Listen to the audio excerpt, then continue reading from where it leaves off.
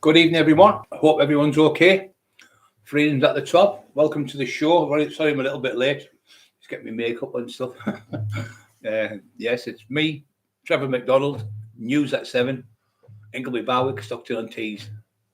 Yes, the little freak has replied with his bullshit lies. So what he's done now is, because we've had Tina Shaw, Carol Edwards, Emma Cockerill, Jill Brendan Harbride, also was Teddy Dicko, 3 times has been on. Matty Joseph Turner has been on 3 times. We've had Tina Shaw, like I said, all come on with these things. We've had Vulture talking about it. We've had people like what was the other ones coming? Big Joe Egan's come on and said, "You fucking bullies." Never said that way. He said the worst bullies. He said to them. And Matt Legg, he come on with Joe and did it again. I know he come on with their Norman Buckland, the Bennicle fighter, the governor. So Kevin Kilty's been on about 8 times, telling him about what he is. We've had all these. Chris Curry's come on. He said I lied about the fight with a big 6'10" bloke. Chris has come on and said it's 100% true. We brought in the court evidence proving the dates and the times when I was in jail. It said Brian Cockerill arrested for attempted murder and such and such. Brian Cockerill arrested for another attempted murder. So come on with all the proof. Don't forget to push the like buttons. So where's your proof? It's all coming out. Look at the state of him last night. It looked like somebody threw a bucket of fucking water over him. I've never seen anyone dripping so much sweat in my life. But if you'd have squeezed his head last night and had a bucket there, you'd have probably got a kilo of Pepsi out of his head. Absolute joke. What an embarrassment for his family. Now let's get this right, Jamie. You have got a son.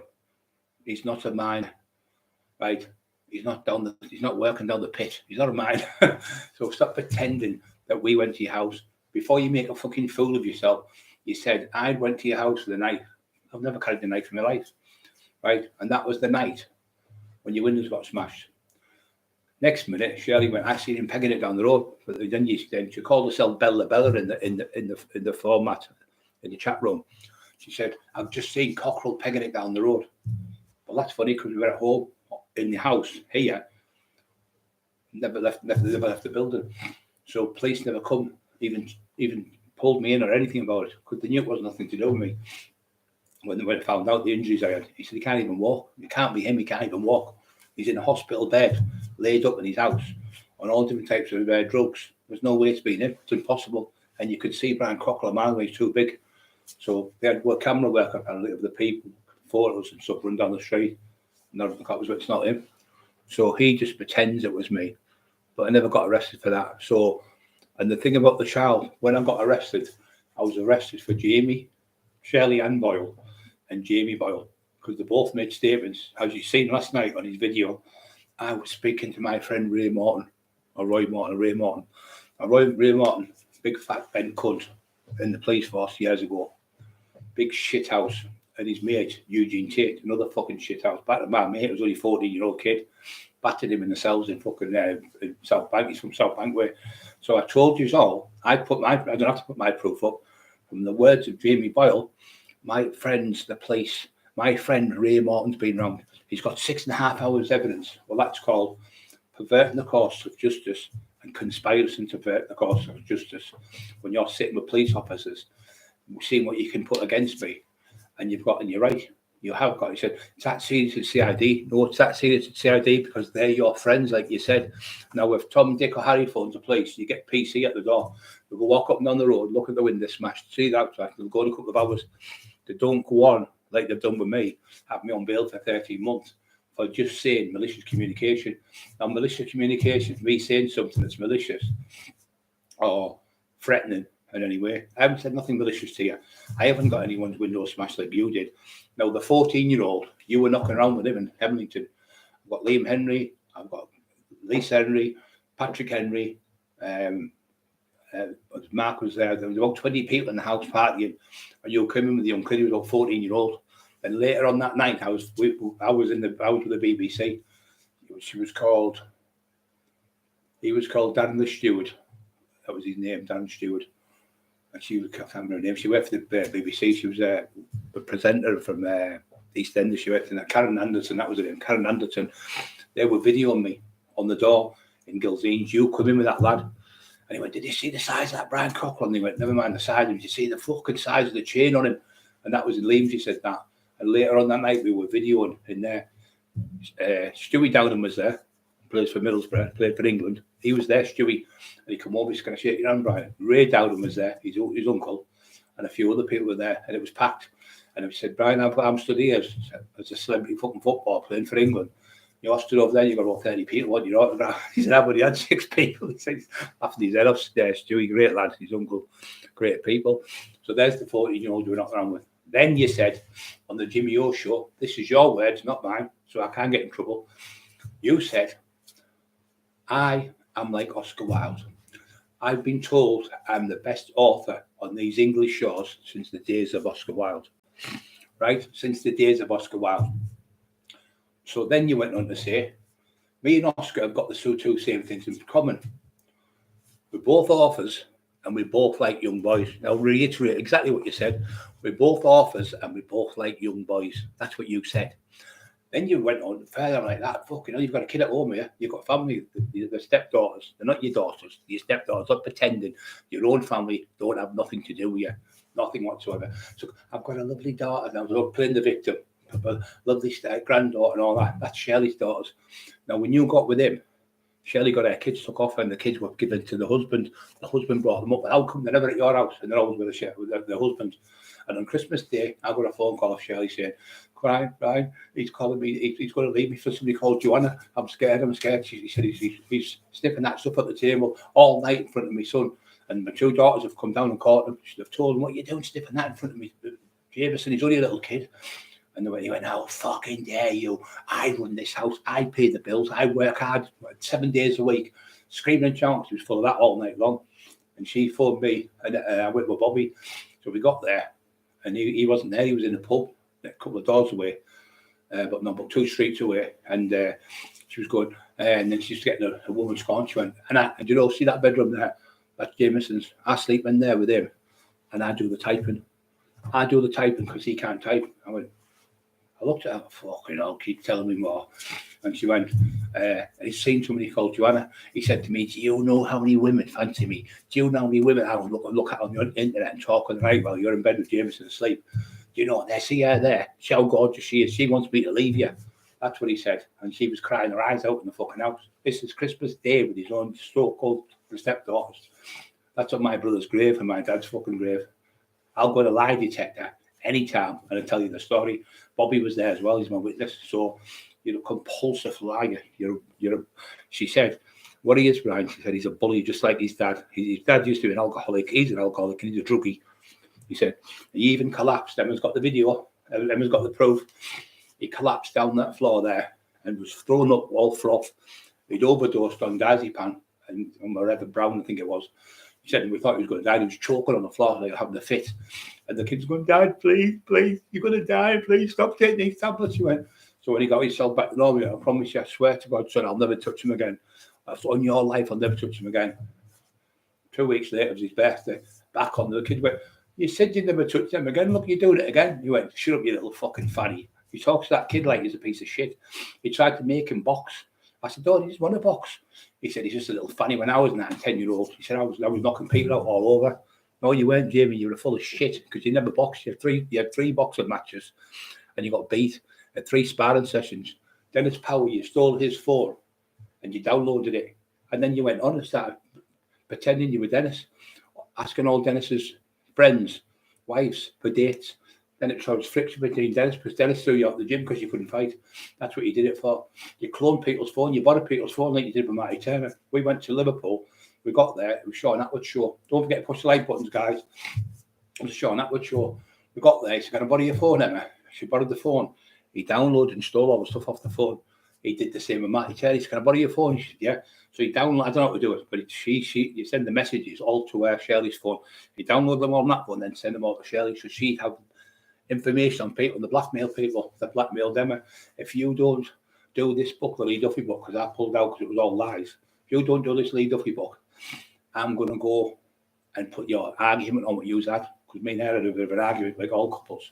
And she went and said, her sisters, I'm going to be sisters, you know, like, but we all do it. So she went to her sisters for a few days, which is having a break type of thing. So she said, if you don't do this, I will give you £500 if you go on and call Brian names. I've got Apollo here.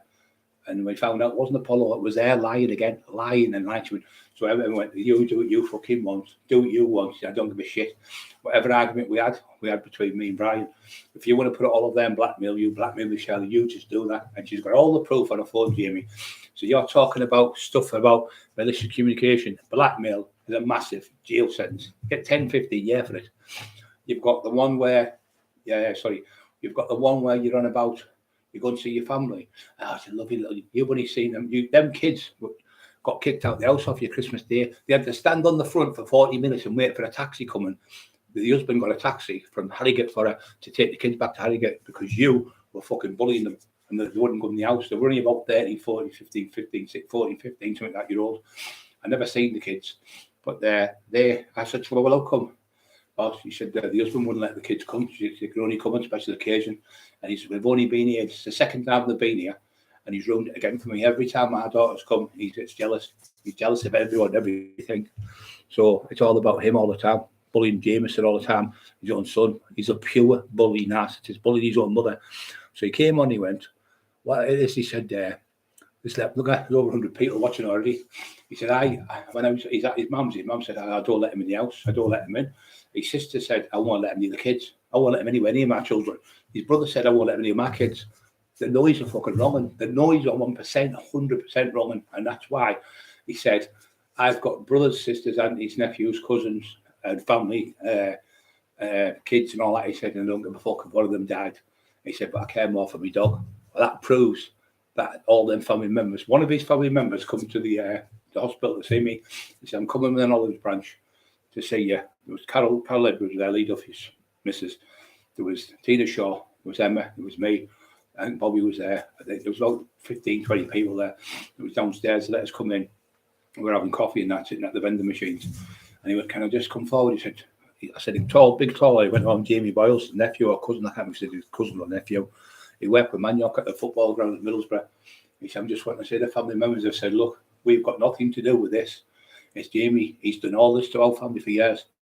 His dad threw him out of the house because he was getting drugs and getting the windows smashed all the time. They were coming around. That's why we've had to move all over Teesside because of him. He said that we'll have nothing to do with him. His brother went up to them. He was walking around with his own brother's hat on, pretending he was a soldier, pretending he was a Red Berry. It was his actual brother's hat, and his brother was away on holiday, so he never talks to him. So now then his sister let him in for a drink. Her partner's called Paul. Lovely lad, big lad, and his friend lives next door. So he came to see me and said, the family have said, look, his mum said, tell Brian and Emma, leave Brian Cockerill and Emma alone. The good people, the Christians are helping people. But no, you had to carry on, didn't you? You didn't want to listen to your mum. And when you got your mum's house, what did she do? On my brother's grave, I'm not a fucking liar, and on my dad's fucking grave, his mum locks him out. She locks the door. She's frightened of him. She's been terrified for years. He bullies everyone, all his family members. Christmas time, if they got something a little bit bigger than him, how come she's got that and I've only got this? Proper jealous of everyone. Kids at school, he misses around there. He's playing money. They're drinking drugs. They've got drugs on there. They're smoking joints, getting people beat up at school. I mean, he's known for doing what he does. And his nickname was the Little Weirdo, and that's what he calls himself. When I was at school, I was a little weirdo. You are a fucking little weirdo, 100%. You've tortured people for years, and it's all coming out now. So you're coming out and you're desperate. I've got the police coming. They've got 6.5 hours against you. Well, if you've got police coming to your house and liaising with you and telling you what to do, and you know Delroy Showers a piece of fucking shit. That's what Delroy Showers is, a piece of shit. He was in jail with Sykes, and Sykes used to hold the kids down when he raped them. That's what he did. And Emma knows the family because Emma lived in Liverpool, and one of the family members did something that was absolutely vile, and he got life off for life. The exact same raping people. You love all them. You seem to be like a magnet with paedophiles, Joe. Jimmy Savile, Delroy Showers, Paul Sykes, Dennis Fletcher. Now, Dennis Fletcher worked for the BBC. Dennis Fletcher was a pure wrong with Jimmy Savile. Dennis Fletcher used to go with Jimmy Savile to Scarborough, where he actually was having sex with his own niece. The mum sold the house, got the house bought off Jimmy Savile for £300,000, and she had to come once a year to have sex with his own. That was the deal. Once a year with his own niece, Jimmy Savile was having sex with her. So him, so Paul Sykes, Dennis Powell, Dennis Fletcher worked for the BBC, really high up in the BBC. They've got the emblem of him on where the shark is. They've got Paul Sykes, another are wrong, right? So what happened is, Showers became a millionaire. He was buying cars from Poland or somewhere, ladders or something like that. And he's a millionaire, so he was there. So Jimmy Savile had debts. So Jimmy Savile used to take Paul Sykes with him, and he would do the debts with Delroy Showers to go out and do all these debts and stuff. So on the weekend, they'd stay for the weekend. So they go say on the Friday, Saturday, Sunday, Monday, and go back Monday. So they had Dennis Fletcher had a massive house in the countryside, and in that countryside, they had kids in the house, little children, little kids. And he had it's him who tells the story when. So Jimmy O's like that. Jimmy's looking at me on the Jimmy O show. I've got all the proof videos. And he went, oh, what he used to do, they used to have orgies with the kids. And he's going, laughing at the kids being. And he said, oh, when Paul Sykes was at Blackpool, he said, when he was on there was 2 schoolgirls on the holidays there for the 6 weeks holidays with the mum and dad. One was 13, one's 14. He said, I thought he was going to say, I took them out for the day and I bought them ice cream. He went, oh, you had a threesome with them. I said, what do you mean, a 13, 14-year-old kid? And he was about 30-odd-year-old Sykes, and he laughed at it. He said, oh, they'll give consent. I said, well, that's statutory rape. A 30-odd-year-old man grooming a 13, 14-year-old girl and having sex with him. Do you think that's funny? He's going, laughing about it. Then he said, Sykes wasn't a wrong. Then he said, Sykes used to go in the parks, walk in the park and say to young boys, he had the urges, but he couldn't get an erection no more.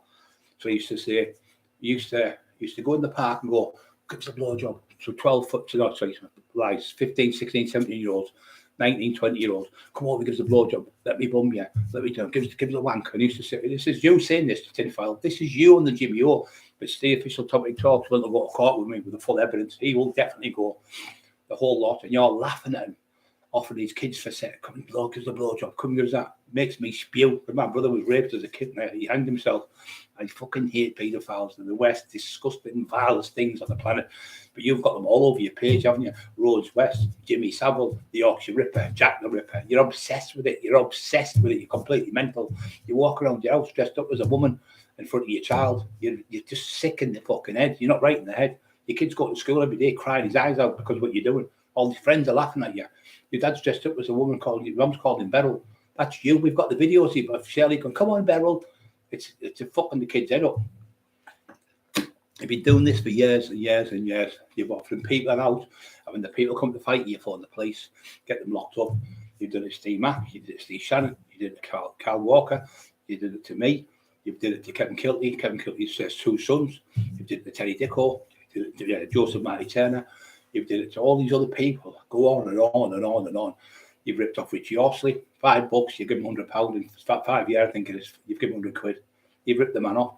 You ripped Mick Sorby. Mick Sorby, the loveliest man you could ever meet. You say Mick's calling you, he wants to fight you. I got my friend Mick to phone you. When I got older, Mick, he went, Brian, I love you, son. I've known you since you're 8-year-old. 50 years I've known you. You're one of my best friends. I'm proud of you. I said, when you were a kid, getting bigger and bigger, you were training on the way. So I said, I'm proud of you. And you were one of the best fighters ever. You're a great lad.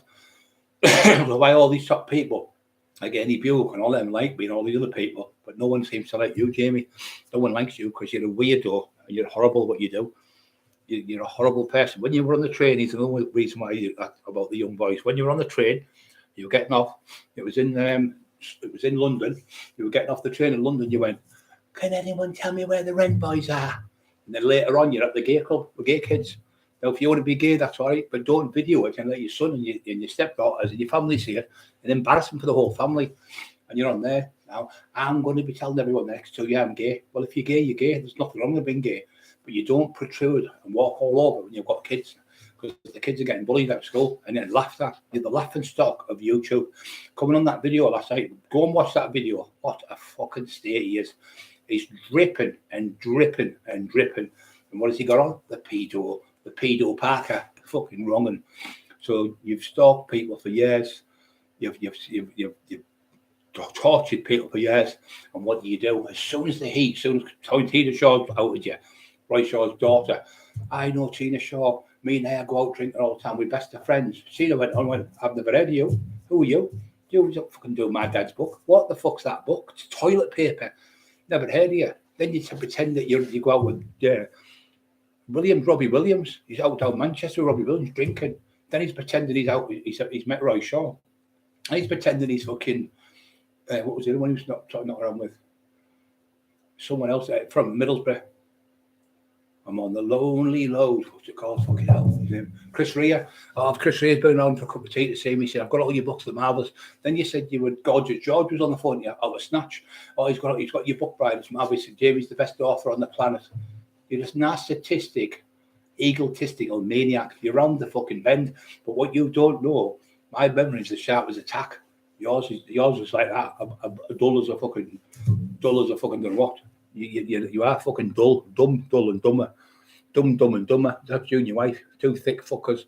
You say all these stupid things, but you forget. What about when I was down? What about the time when you were in Liverpool, London, when you were going, Brian, you're a fucking spacker. You're in a wheelchair. Yes, I was in a wheelchair, paralysed for the neck down after 2 major operations. And you were wanting to fight a paralysed man in a wheelchair.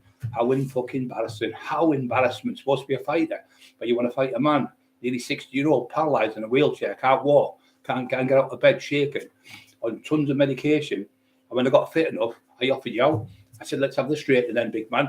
You went, I'll fight you. Win the draw. I'll beat you anywhere, and I'll beat you. And if I don't meet you at 11 a.m. Sunday morning, I will not ever put my face on YouTube. You come back on. You're on the bend. Yes. Be quiet.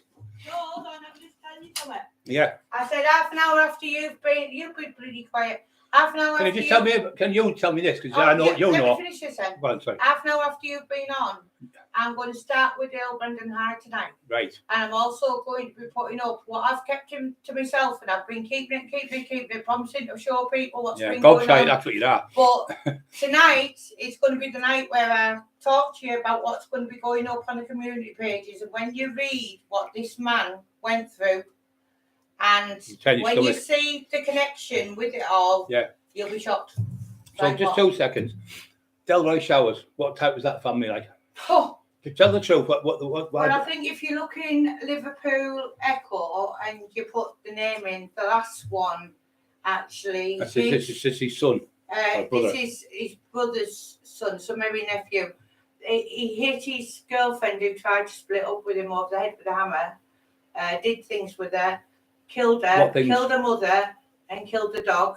The other ones were all wrong, and I lived in Liverpool for ages, and the whole family are known as wrong. And what was he doing in jail? Was like went purple because he used to the joke in Liverpool used to say, imagine being in a cell with Aki and showers at the same time. You know what I mean? Yeah. So pure paedophiles are both. And that was the whole of Liverpool. And that's the whole of Liverpool. Everyone in Liverpool, and he was selling that dirty, filthy fucking heroin. I know I sold coke.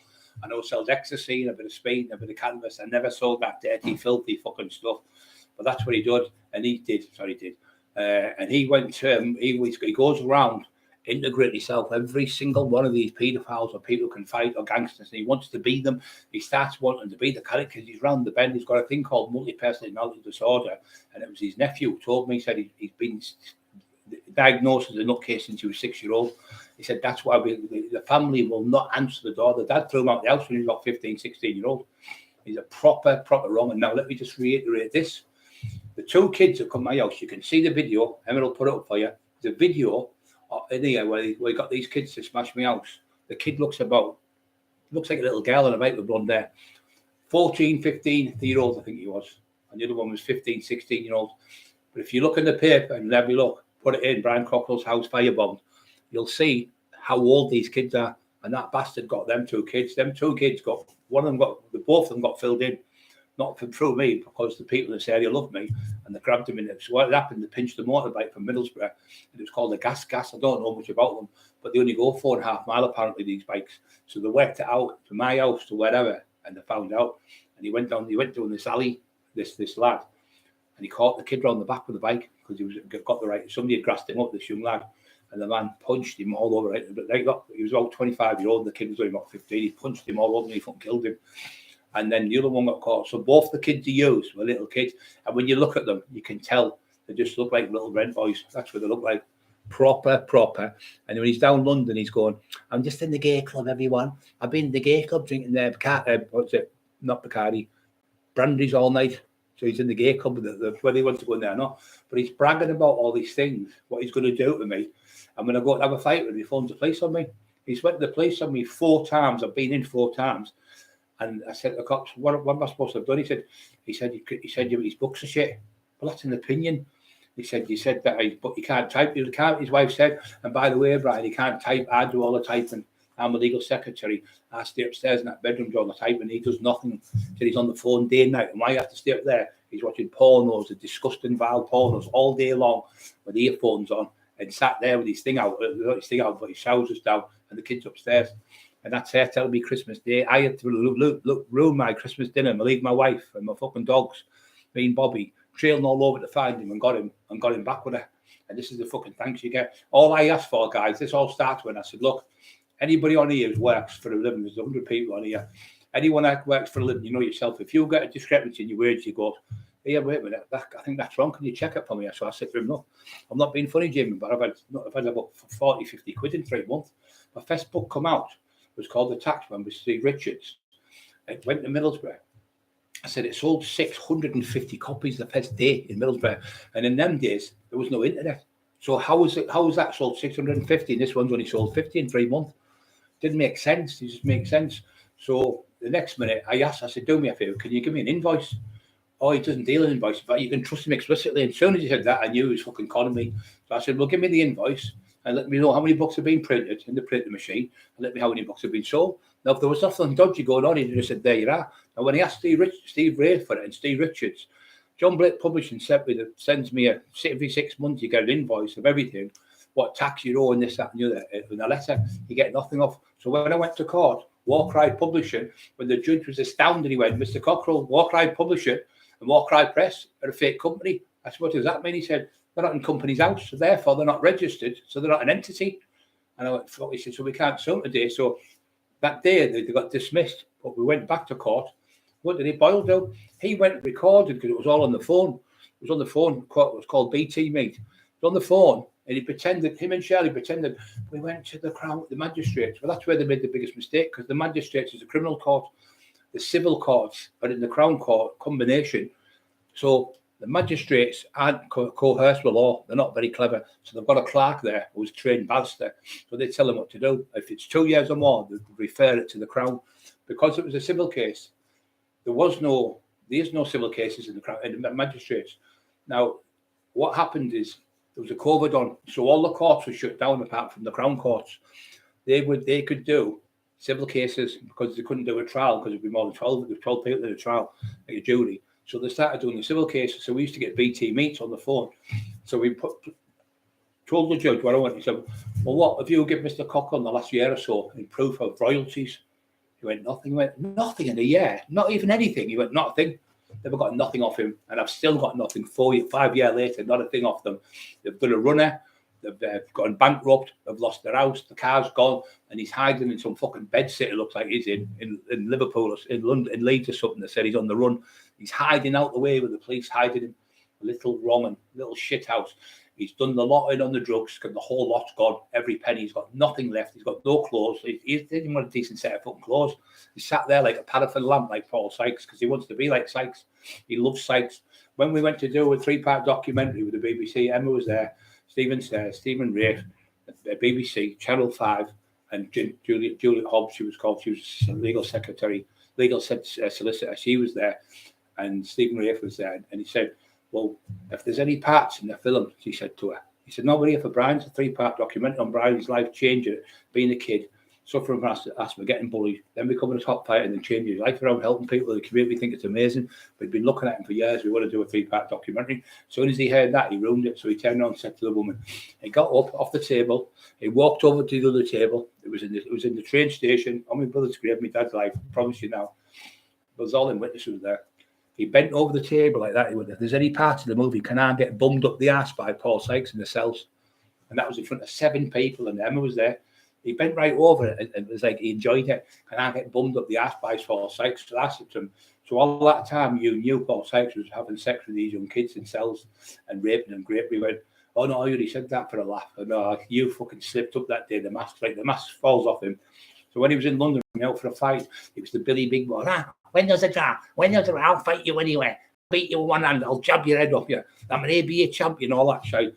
I'll mully you with my job. I'll dance around you. I'll fucking school you, Cockerill. You fucking spacker in the wheelchair. You retard, you cripple, you fucking mom. called me everything under the sun. Called my brother who's got autism. Your brother's a monk as well. He's a fucking spastic. And your other brother, I'm going to dig his grave up and bum him. I'm going to bum him in the grave. He's been dead about 20 years. And he wants me to stand back, a fighter. So I couldn't do nothing. And he was saying, I'm going to grape your wife. And when I grape her, I'm going to video it and send it to you. And you can watch it on your video, you cripple. So then, like I say, when I got better, I went, right, big fucking blabbermouth. Like I'm saying to you now, come and meet me now, because I'm getting better now. But you won't meet me, will you? Because you're a fucking bully coward. You bullied that old man, Dale Brendan Hyde, you bullied. You bullied Marty Joseph Turner. You bullied Tina Shaw, Carol Edwards' children, all of them you bullied. You're a fucking horse on about raping people. And the favourite thing he says, I'm going to bum your dog. What normal person says, I'm going to fucking bum your dog? And see, that's how you know if you're getting fake accounts coming through and you're saying, I'm going to bum your dog. It's him. He's a danger to dogs. He wants putting away. The fucking dogs. Poor fucking dogs. Don't let your children need them, but especially don't let your dogs need them. It's his favourite saying, I'll bum your dog. But none of his family members, his daughter, won't let him neither his own kids don't see him. It's all bullshit. It's Shirley's kids. Shirley's kids have got the kid. He's a fucking liar. And his own sister went, can't stand him. She said, he's been in my house. My partner's knocked him clean out 3 times. He fucking be a champ. He said, absolute shit. Never had a fight in his life. That's his own sister. His nephew come and see me. He said the same. He's never fought anyone, Brian. He's never been in your league. He's never been anywhere near you. He's just a compulsive liar. Oh, this lad's robbed me the money. And like he's going to the shop for his mum for stuff. He pinched the money and pretends somebody's robbed him. He's just a compulsive liar. He just can't stop lying. Yeah, so that's the facts to the matter. You turned around and said you liked young boys on the Jimmy O show. And you laughed about Paul Sykes having sex with 13, 14-year-old girls. You thought it was clever. I thought it was disgusting. That's the day I finished you, because I came out there and I was going to punch your fucking face in. And Manuel went, don't, you'll fucking kill the cunt. And he was off his head on Jimmy. Every show, like last night, no matter what he goes on, his own YouTube or anything, he's always dripping in sweat.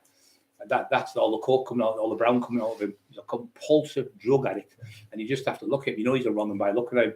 When all women say, when he starts talking, Terry Dicko's, Mrs. My sister, my nephew's cousins, all went, oh, his fucking voice goes through. He said, it's like the film with Jaws, where Jaws comes in and he scratches his nails down the blackboard. There's another one. So when he was doing when he was talking about Paul Sykes, he said Paul Sykes was the fastest swimmer in the whole world in 1972, I think it was. I said, he can't have been. I said, Mark Spitz was.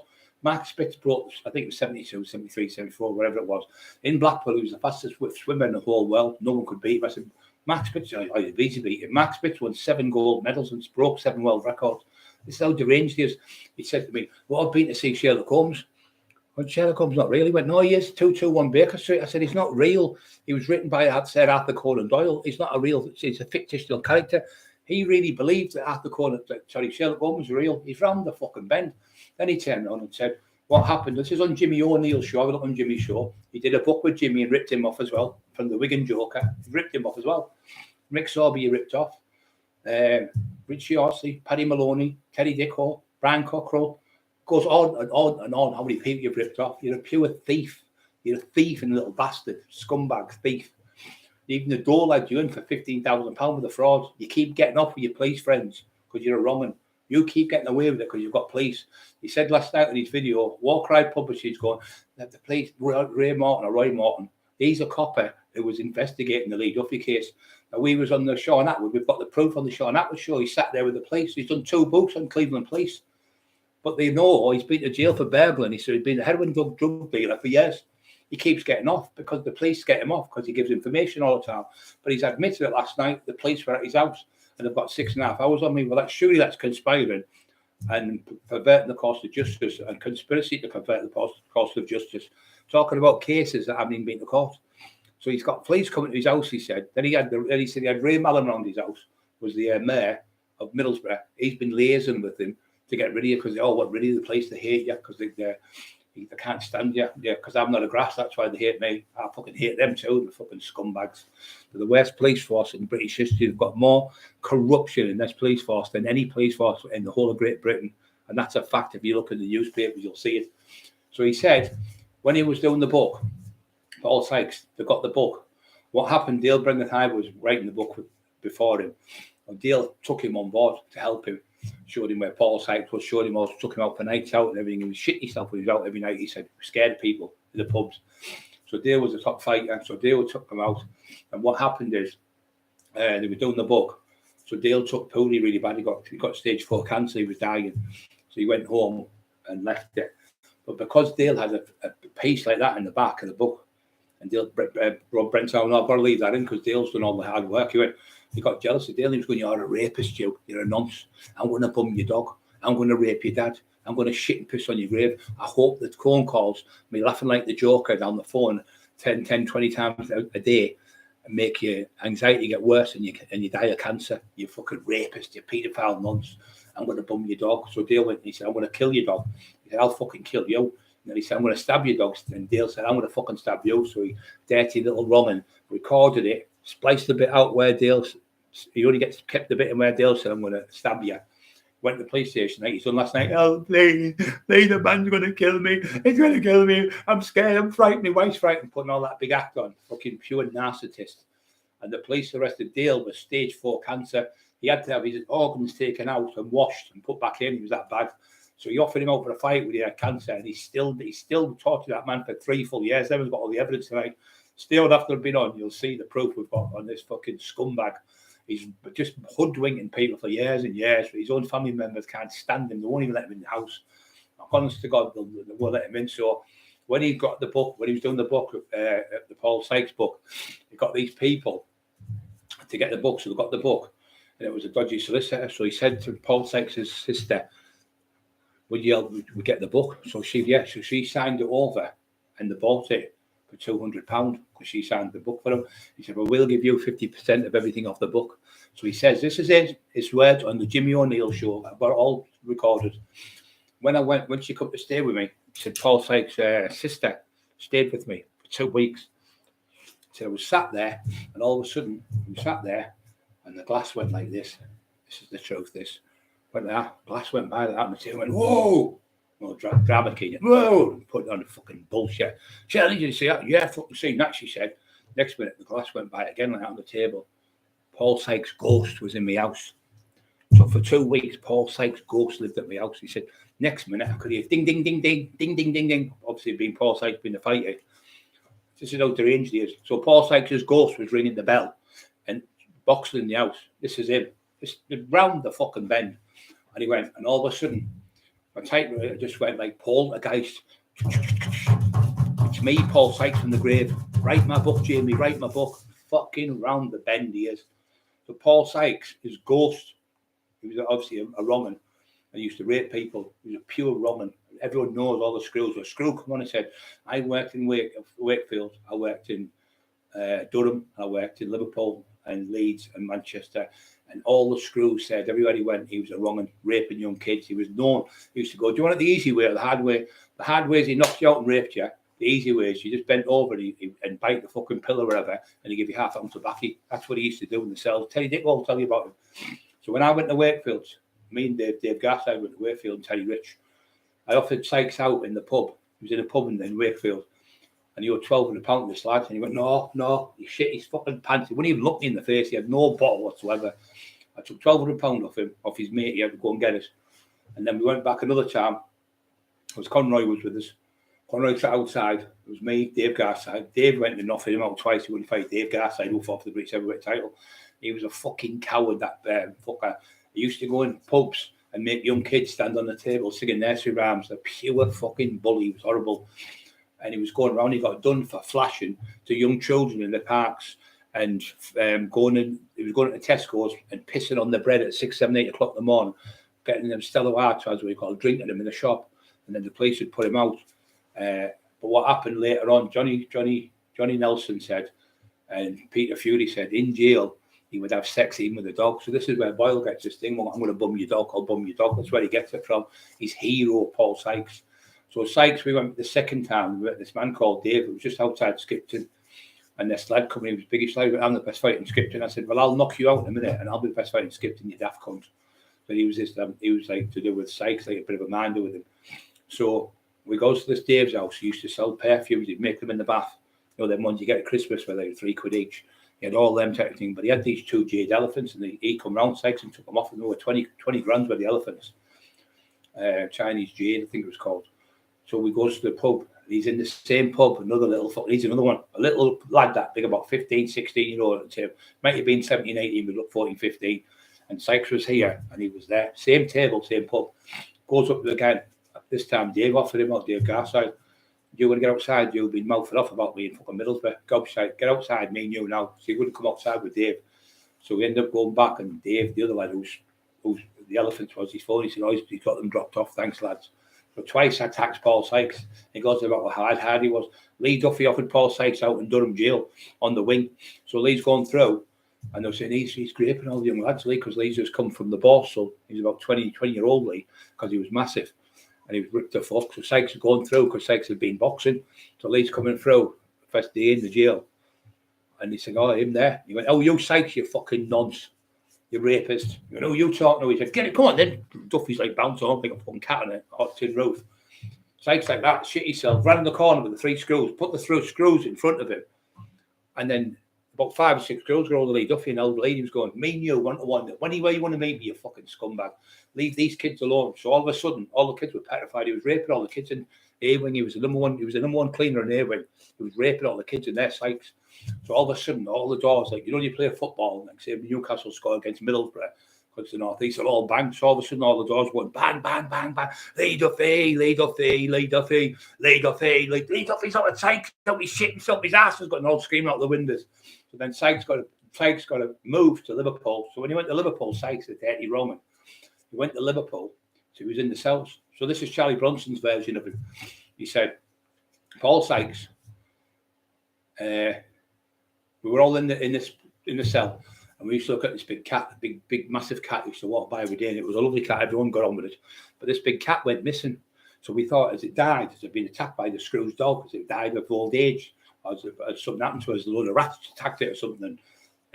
So anyway, this day, 2 days later, 3-4 days later, he says, Paul Sykes comes out the cell with a Davy Crockett hat on. He enticed the cat through, got the cat, broke its neck, pulled it through the bars, and fucking killed the cat, and cut it up and put it on his head as a hat, and walked around Durham with it and showing off.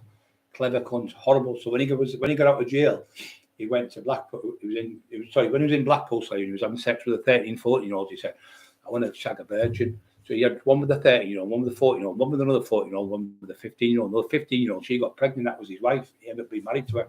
So there's 5 kids he's had sex to. But in Paul Sykes' real book was written by Paul Sykes in 1970 something. He was in jail, and he was given a Tesla award for it. All Boyle did is got his sister to sign it over, and they give £200 to a dodgy solicitor. They filled the full book and got paid for all the money. And guess how much they give the sister? Not one single fucking penny. Guess how much they give the Lee Duffy family for books? Not one penny. Guess how much I got? About 400 quid for the book, a Kindle, and a documentary. Fucking joke. So guess how much Marty Turner got for his own book he written himself, all written by Marty. He stole the book and put his own name on it because Marty was dying, and Marty come back to life. It was okay, but Boyle took his book and changed the name from Marty Joseph Turner to Jamie Boyle and Marty Joseph Turner. So he must have thought, if he dies, I'll get the book. So he went the day he thought he was dying, straight down to Wakefield and changed the names of the books. That's how fucking poison he is, this cunt. He's been doing it. So Marty passed away not long ago. But we've got all the proof of Marty with Kevin Brown, the representative. He's got all the stuff because he went with the courts, and he went into all the shops like Waterstones, outlets, all them, and they'll give him all the information.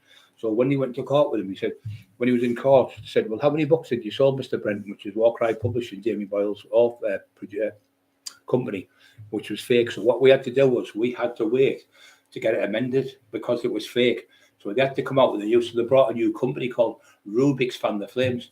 So all the time they were selling them books for about 10 years at Rob Brenton. It was all fraud. So Brenton's done a run out the area now. He's completely done a runner, shit himself. His arsehole's gone. He's got involved. Went bankrupt. The whole lot of them gone bankrupt. The judge said to me, "What they're going to do here, Mr. Cock? They're going to go bankrupt." They've gone bankrupt, and nobody's got paid. They ripped everyone off. They've kept the books and sold them, kept all the money. And so, yeah, Shirley, you are watching this, aren't you, Shirley? Shirley, go on, Shirley. Hey, letting your daughters live in the house. You fucking wronging. Wronging doesn't give a shit because she's desperate. She can't get a man. That's why.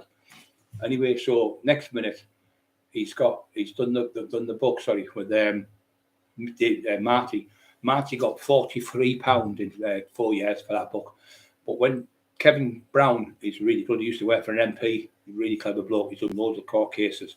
He went to court in the day for Marty, who was a boxing coach in Middlesbrough for 44 years. He was given an award by the community for outstanding services. That scumbag come along. That old man written that book 10 years before Boyle got his hand on the book, because it was in Barclays Bank's vault. So when he said, I've written it, he gave me some extracts and stuff like that. He said, I did it myself. So when they brought out the book, they were fucked. The judge went, I thought you said you wrote the book.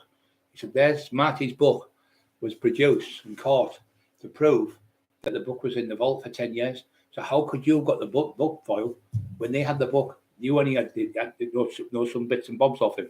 So he put all stories about Lee Duffy and other people in. There was nothing to do with him. So when Marty came out of the hospital after 3 weeks being poorly, the book was totally different book. He said he's changed the fucking book.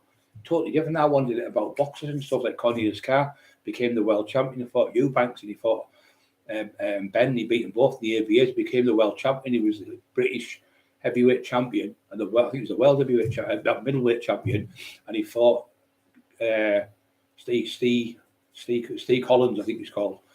Steve Collins, the boxer from down that big Charles injury lad, and he got beat in Wales.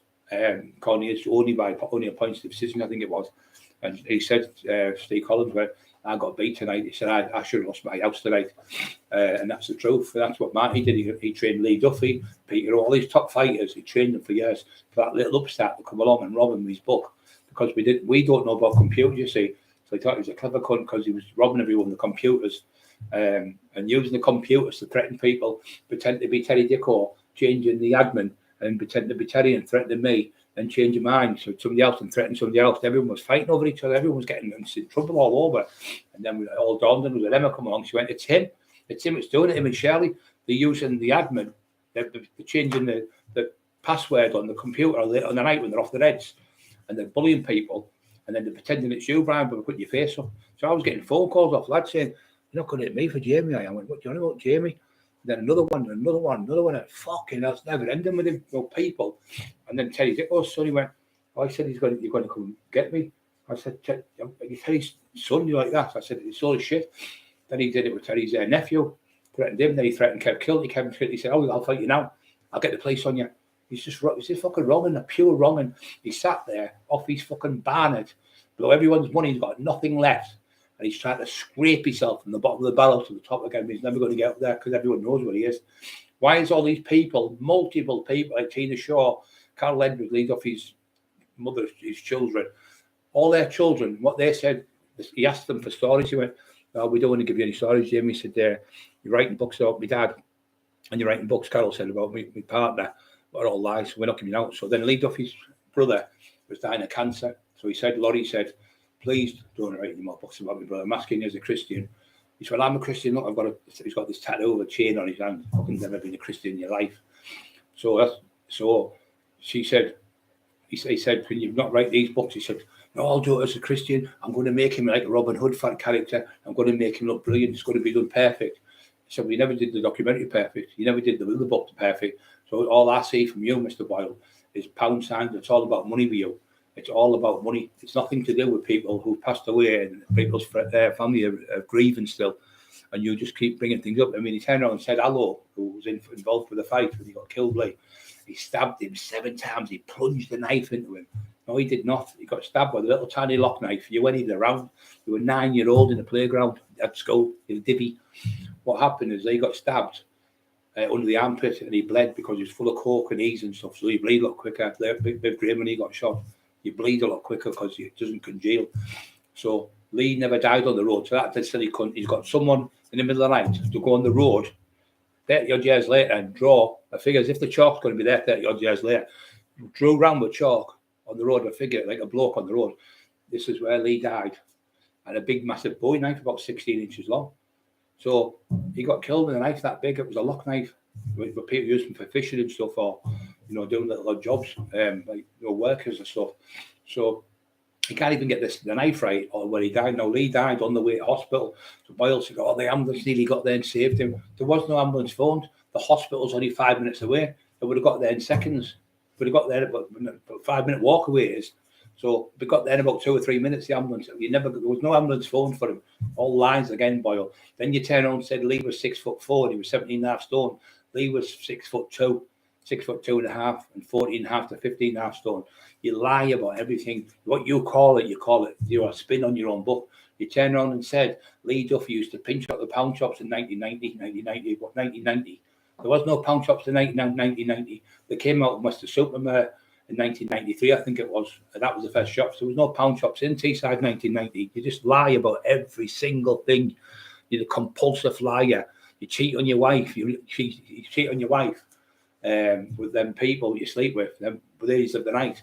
You do all that disgusting stuff, and you come on here and you try to put me down and my wife. All we do is help people in the community. And all we did was do good for you. I stopped your marriage from getting split up when I went and spoke to Shirley for you. I helped you when you were struggling. I said, I even tried to get you off the drugs. I don't know how many times. You came on the Bishop Auckland stage. You stood there and you talked a lot of shit off your head again. Every time we went to Sean Atwood, you were off your head. When James English come, James went, all right, big man.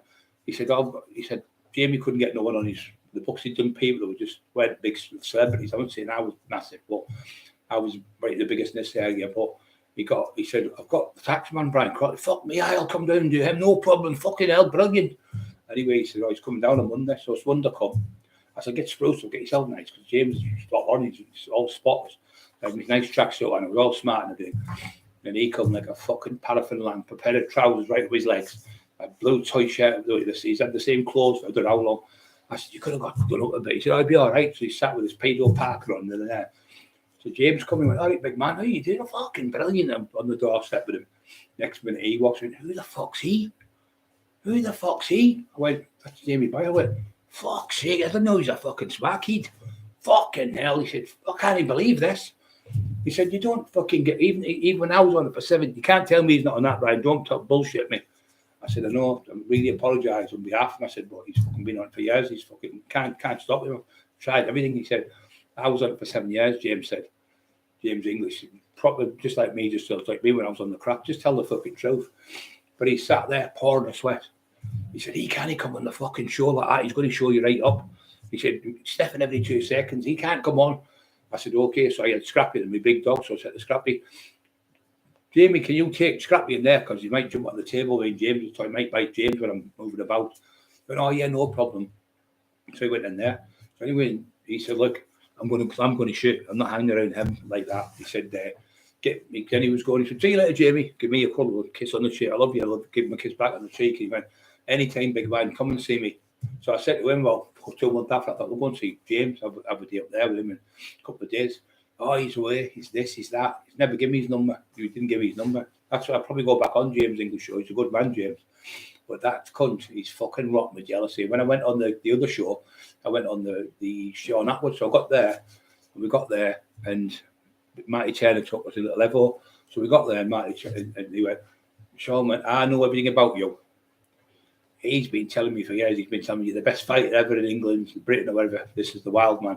He said, he's a hero. He said, when Brian in his day was up there, he was like the king of Teesside. Everywhere he went, he said, I was in Acklam. His name was spoke about every day. There was Lee Duffy, Brad Cockerill and Viv Graham and Lee Duffy died. So Brian was like the main person up there. He said, and they all loved Brian because he helped them in the jails. He helped people who started getting bullied. He helped people who had no food and stuff like that, who were bullied in the jail. He was good. And he helped all kids in the area. He took kids in, looked after kids. And he helped. He knew everything about me. He knew, tell them the truth. He said, they spoke about with old Mounts like he was a fucking god. He said, every single person related to him, everyone knew him in Old Mounts. They're all fucking, the screws all knew him and everything. He said, and this is the wild man. I'll put that up for you tonight if you want to watch it. There's one with Stephen Wraith on. He's talking to Stephen Sayers he's talking to. And he starts talking to Stephen Sayers and he tells his version about me. There's one about Vulture tells his version. Who was the European champion, middleweight kickboxing champion, brilliant lad from that. So he said to Vulture, do you want to do a documentary and a video and a book? He went, oh yeah, no problem, mate. No problem, mush. I always say mush in article. And he went, well, all when you do is call Brian Cock. He went, get the fuck away from me. Get away, that man's like my fucking brother, you scumbag. All you are is a fucking earworm, you. You like this with everyone. He said, fuck off. He wanted me to go do it. He went to call me on the Davy Robinson show. He went, you've got no fucking chance now, fuck off. He's tried to pay people hundreds of pounds in drugs and all sorts to come and call me. But it hasn't worked, has it, Jamie? Because you're just a horrible man. You've done this for years to people. You even said, even if one of my family members died, I wouldn't care because I love my dog better. No, because they won't have you in the house. Don't want to let you anywhere near them. Your mum petrified. She locks the door. The woman told me, well, we knew from that way, your own son's petrified of you. You had him fucking petrified. You're a bully. Your wife was scared of you. You're just a horrible bully. You can't handle the heat. But you're great at throwing you're great at shouting that mouth off. But because everyone's come around the world from everywhere now and outed you, you can't handle it. You can't get anyone to come on the show or do anything to call me names because it's all shite. You could do you've done with Paul Venice, all the shit you pulled him up with. Going to get him in this film, going to get him in that film. And Paul said, everything he fucking says turns to shit and everything he does is fucking shit.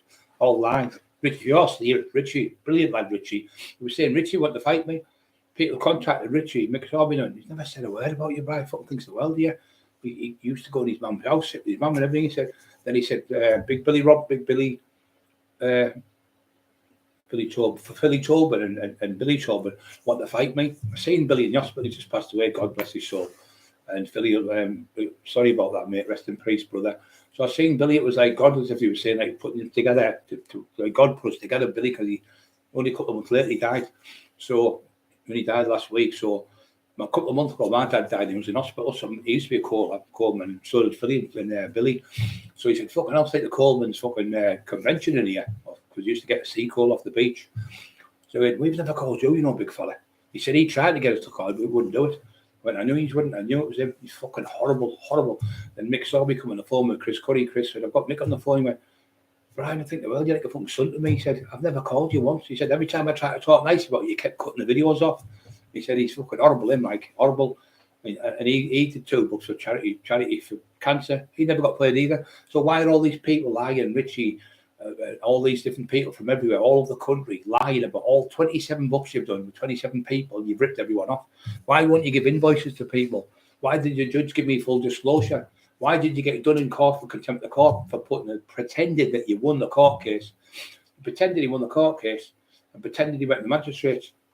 So what happened is he spliced it, the courtroom hearing, he tape recorded it on the phone, put on, pretended he got a. It looked like this. I think it was Spanish courts, and he had them like they're going. There was nothing coming out. Then all of a sudden, my name's Jamie Boyle, and then it went, my name's Brian Cockerill. So he spliced it, and it didn't even look right, but you could see the flag in the corner. It was a Spanish flag. You're a fucking moron. So I got a letter 3 days after it, and it was off the judge. It was off the Judge Koo, representatives in that case, resided that day. So when we went back, that was January the 27th, and we went back in February. So he said, Mr. Cockerill, Mr. Jamie Boyle has been charged for contempt of court as of today.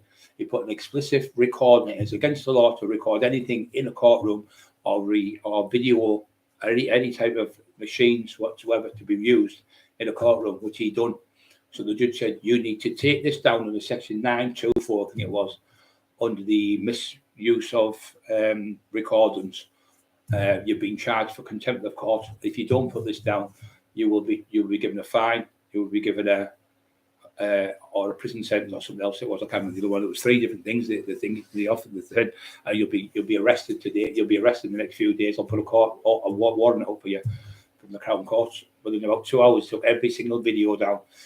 You can see the lunatic with the stupid the videos he's putting about me all the time. These stupid little videos he keeps putting up all the time. That's him with these little videos. And because we're putting the truth up, you can't help it. You're putting stupid videos up that don't even exist. Like men's voices go like this or dubbing over the top of me, just absolutely deranged. Because you've been found wanting and everyone knows what you are. You're a wrong one. You've always been a wrong one. You've always been a wrong one. You've always been a wrong one. And that's why everyone knows in Middlesbrough what you are. Your name is fucking like shit in Middlesbrough. You've been filled in by a lad called Baker, chased you. You got the police on him. You got filled in by Steve Mack, chased you. You got the police on him. You phoned the police on Steve Shannon. You phoned the police on Kevin Kilty. You phoned the police on Peter Duffy. You phoned the police on, as soon as you offer you out, you shit yourself.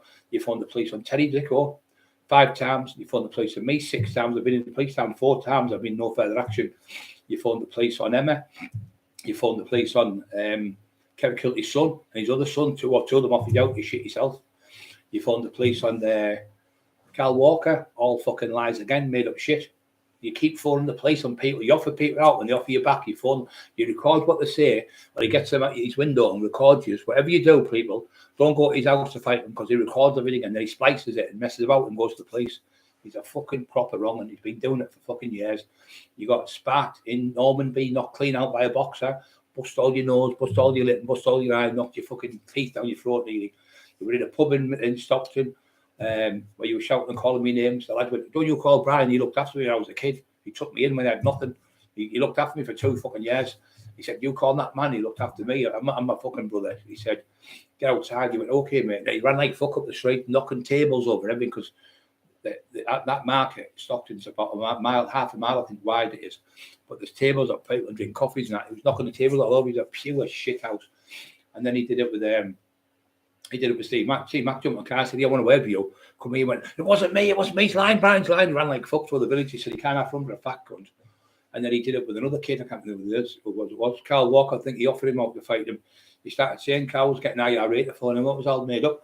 He shouted, the IRA in the garden, help me, help, phone the police, get the police, screaming. No, he wasn't, because somebody across the road lived there. His wife phoned the police. They came out. There was no one there. There was no IRA there. He made it all up. Just a lying fucking bastard, pure shite.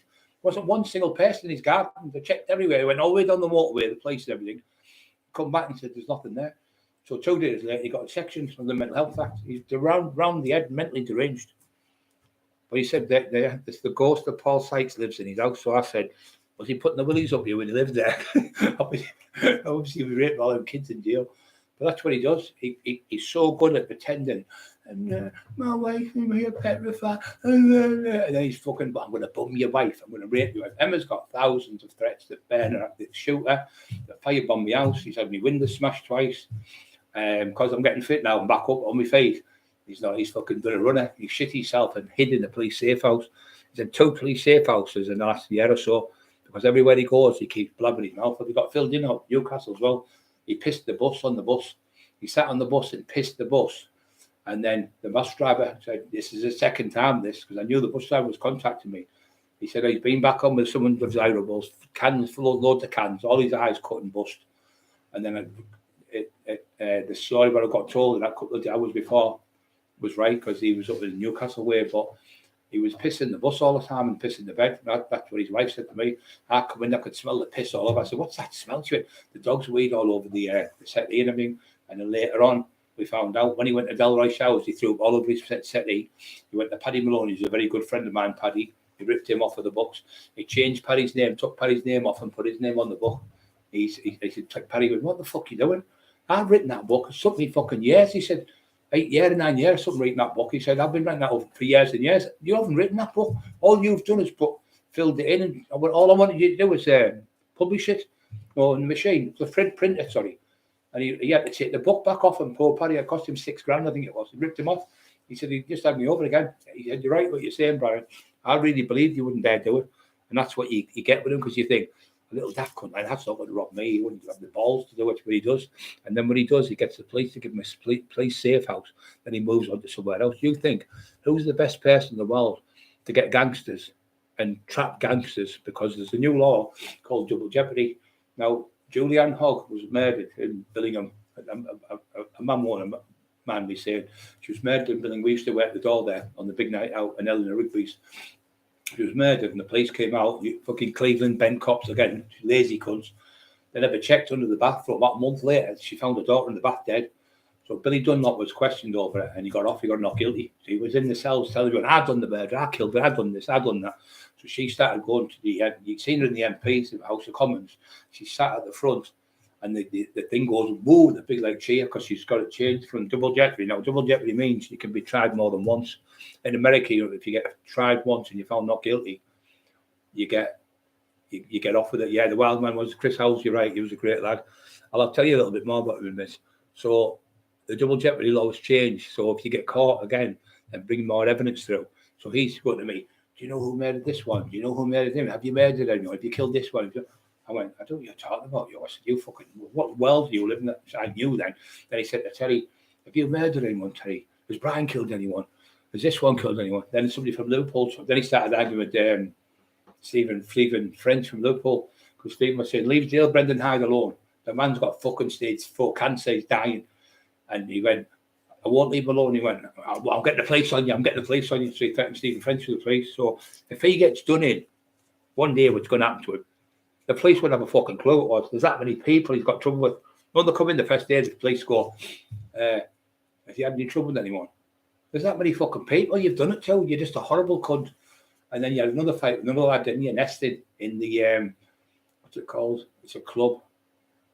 Rangers, I think it's called Rangers. I think it's the Rangers Club, I think it's called. It's like a football, little tiny football club. And you were in the pub there, and you started being clever in there, and the lad hit you 4 times, dropped you, and you pretended on the floor. Like I pretended he was knocked out. And when they went up to grab the lad to stop him, he jumped up and ran out the pub. He never even threw a punch back. Then he got knocked out in fucking the Queen Vic in Stokesley, shouting his mouth off there, doing that shit again in the toilet in front of kids. And he's 15-year-old traveller, sparked him with the left hook, and the toilet's knocked him clean out, right into the toilet he went. He's a fucking crank. He's never had a fight with anyone in his life, and all he's doing is liaising with the cops to try and put the taxman away, because them scumbags couldn't get me for all the murders I was supposed to do, all the shootings, the kidnappings, the drug charges, all the other stuff. Got me for now. And now they've got me top CID or getting involved in a case for malicious communication. And malicious communication, the maximum you probably get is about 2 years. If you did it, went to jail. But most times out of 10, if you plead guilty to it, you get a caution. So all this shit about I'm getting 15 years, I'm getting 20 years and 12 years. You said it was life to the month. He said Cockerill assaulted this woman in 1993, I think it was. She was 87, and I thought 87, 100. No, 87, 97, 170. That means she's 127-year-old now. So I thought, he's around the fucking bend. How I saw the woman 30 odd years ago. So they worked out she was 127-year-old. I thought, how the fuck's she going to go to court? She's like, I'd like to see her in the court, doc. Just all made up. So what he does, he opens that big blabber mouth without doing his due diligence and checking things out. Just makes shite up, comes out of his mouth, and then you look at it. He went, "I will never come on YouTube again." He said when he got moved to Newcastle out of his house, because his house got repossessed.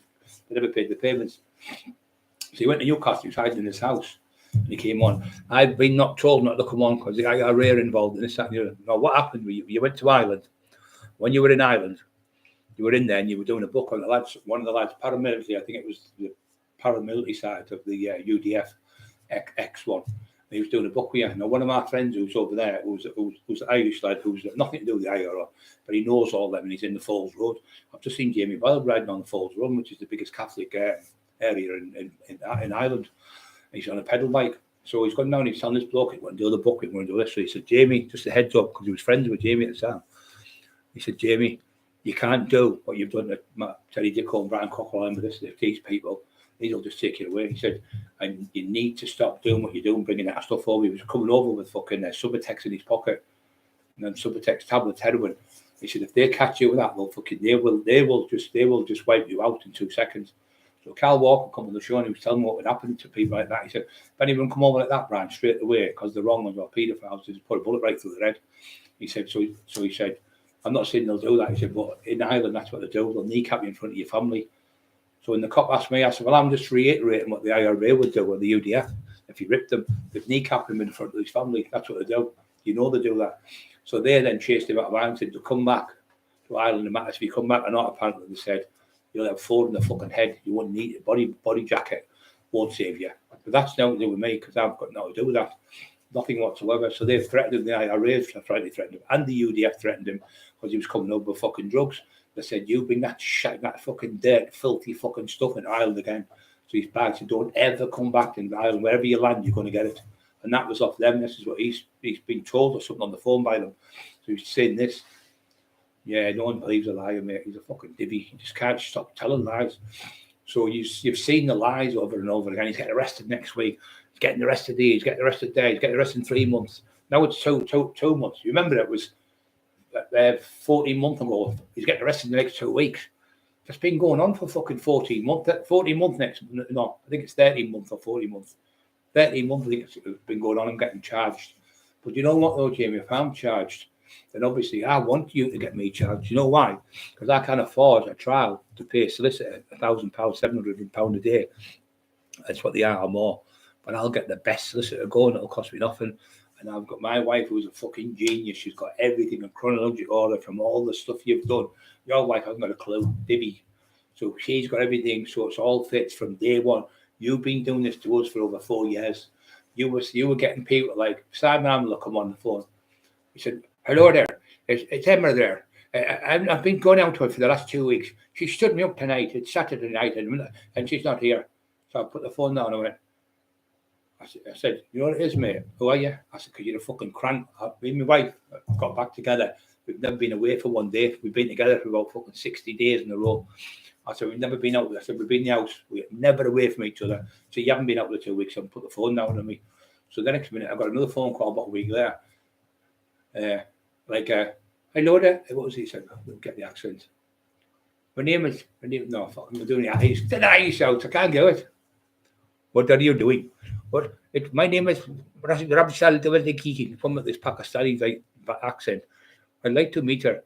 I'm supposed to meet Emma tonight. Emma Cockerill. I'm supposed to meet Emma Cockerill tonight." And in the end, I thought, "You that couldn't again." Then another one come. "It's Lenny the Length. It's Lenny the Length. I want to meet." He said, "Well, what it was," Jamie said to him, "this lad found out when I was coming on here and talking like you. He went, fucking, I'll be like one of you 94 people on here." I think it was me who said that, and you'd have the decency to come on. So Simon went, "My name's Simon Amble. I'm the one who phoned you." And I thought this was a joke between me, you, Jamie, and it was just a joke. And you want to say to Emma something? He said, "I found out now. He's trying to split us up. It's been him doing it." He said, "He's got me to do the. I'll do the accent." He did the accents, perfect, spot on. So he come on the show, and then Emma's got him on the show. The other one who talked about him. He said, "Go to Brian Cockrill's house." He said, "I haven't got his address." He said, "Well, I'll give you his address." So this is Jamie's face, my number, Terry Dicko, Peter Robbos, Tommy Harrison's, all the people from Middlesbrough, and Jamie's face is on it. Unique ID phones and a computer. Jamie uses his computer and his phone. So because his phone was running out, he started text on the computer. Go to his house, offer him out for a fight. He'd be shitting himself because I've had 2 lads threaten him yesterday. So Simon sat back. I thought, wait a minute. I said, "I'll phone you back in a bit." So he comes back on. He said, "What did you ask the lads to do?" He went, "Oh, I got them to threaten to burn his house down." Now, this was over 4 years ago. And our house was being burned down nearly. So we know it's that scumbag. So Simon's got the proof. And Simon's got the evidence and everything to prove it. Do you think they're going to go? I'm going to go to jail for malicious communication. When the jury sees that, and the judge says, "They'll stop the trial," and he'll be charged for fucking trying to murder us because he's carried out what he did. He did that. And Simon said, "I haven't got Brian's address. He's got these addresses here, and his cards, his cards. Like, we've got all that proof. Emma's got everything. Simon's willing to go to court. Official talk, willing to go to court. We've got about 40 witnesses to go to court to prove this fucking lunatic. Even one of his family members is willing to go for us. That's how many people we've got. It's unbelievable. So I want a court case. I'm going to blow the fucking socks off these undue bent coppers from Cleveland. We've now got the IOPC police involved. They've been involved. The Boyle didn't know this. They've been involved for the 12 months. These are the ones. These are the ones that do you corrupt fucking bent coppers, horrible low-life cunts, putting people away just for money or backhanders or drugs. Bent coppers. Middlesbrough's the worst place on the planet for them. And the thing is, they're going to be brought down to your fucking knees. My wife phoned you, said she was going to get raped. You did nothing. My wife had to barricade herself in that fucking room there while I was in hospital. In a paralysed, I was in a hospital bed. She had to barricade that herself in that room, putting mops and book like mop handles against the doors and pushing the settees against the doors. Sat with fucking the dog and the settee petrified like that, looking out the back window, waiting to be raped because 2 lads from Gisborough tried to rape her in Liverpool from Redcar, tried to rape her, and she managed to get off them. She got away from them. So when we were coming back from that time when he said I bent over and he said, "Oh, I'll play the part where I get bums." We were in Newcastle, come back on the train, so he said he was full of fucking Stephen Sayers. Went, "Jamie, get in that corner away from us. Get away from us now." So he went like that in the corner, stood like a little naughty boy in the corner. "I've got bigger fish to fry." And he ran out the room like a little fucking woolly wolf shit house. So what happened is Emma was in there petrified in the room on her own. So I was in the hospital and they said, "Oh, they're threatening." Oh no, sorry, that's what he did. So he found out. He said to Emma on the train, "Sorry, I missed a bit out." He said, "Well, what's your worst fear?" She went, "Oh, fire." Because when I was a kid, about 10, 11, 12-year-old, I think she was, I was in a fire and I was in a coma for like a month or two. I nearly died. So he said, "All right, this is what he does, you see. I'm coming to the bit where I'm coming." So then he said to her, what's the other thing? She said, "Oh, being sexually abused or raped, because I nearly got raped off these two lads. She went, anyway, later on, there was a book what he'd done with one of the lads who were in it. He said, you know that lad you put in the book there, Jimmy, just give you a heads up. Because he thought he was okay with him. And he's wrong on him, he's the one who tried to rape me. So later on, because Emma, the reason why he was getting Simon to phone up, this is why I was doing it and trying to split us up, is because I knew not about computers. So when I was on the computer, you know, yeah, I've made that much. Emma went, you've done that today, he's had like 80 quid. He's had 150 quid, he was saying you had 30 quid, things like that. So I didn't know about computers, which I don't. It's not my generation. So he did all the older people, calling them known, giving them pittances.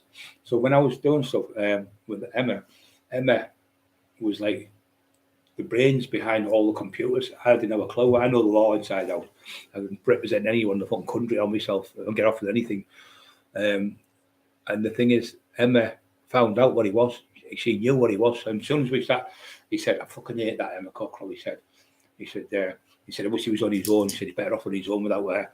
But no, the reason why you wanted Emma away from me, because I was illiterate to computers and I didn't know what was going on. And whenever I started looking through them, it was you pretending to be Richie Horsley. It's me, Richie Horsley, I want to fight you. And then she went, look, it's not Richie Watchman. It was him. It was coming from War Cry Press. He was splicing over it. I don't know the fuck to do it. And she said, it's him there. War Cry Press has come up, War Cry Publishing. He was pretending to be Richie offering me out. He was pretending to be Paul Dennis offering me out. He was pretending to be Mick Sorby. He was pretending to be Stephen Sayers and Michael Sayers. He was pretending to be Paddy Conroy. He was pretending to be all these different people offering me out while I was poorly in bed and I was in a wheelchair. And I was in hospital really bad. So I couldn't do nothing, obviously, because I was bad. So poor Emma was in the house. So when we were in the hospital one night, my family were down there. And then we were sat there and somebody said, oh, what he's doing, Emma's disgusted. She's having to sit in that room on her own, petrified. What do you mean, fucking petrified? What's going on? She never told me. I went mad with her. And Carol Edwards there, Tina Shaw, they were all staying with my sister. They were all trying to help her, you know, give her confidence. So anyway, I said, what's going on? And she told me. I went, right, I'm coming home. So I went upstairs. She said, no, you're not. So I said, okay then. So I went in. I knew she wouldn't let me leave the hospital. So I had 12 weeks therapy for my hands to do and my legs to get me fit. But I'd only done 3 weeks. But when I found out my wife was getting threatened to be raped and kill the dog and cut the dog's head off and bum the dog, I just found myself at the hospital. I come straight home. What are you doing home? You lunatic. You're supposed to go to the hospital. Said, he needs to come back. It's nowhere near fit. I said, look, I don't care. Even if I'm stood there, they'll shit themselves, even though I know I can't fight now because my hands were bad at the time. I said, them cowards will see me and they'll run.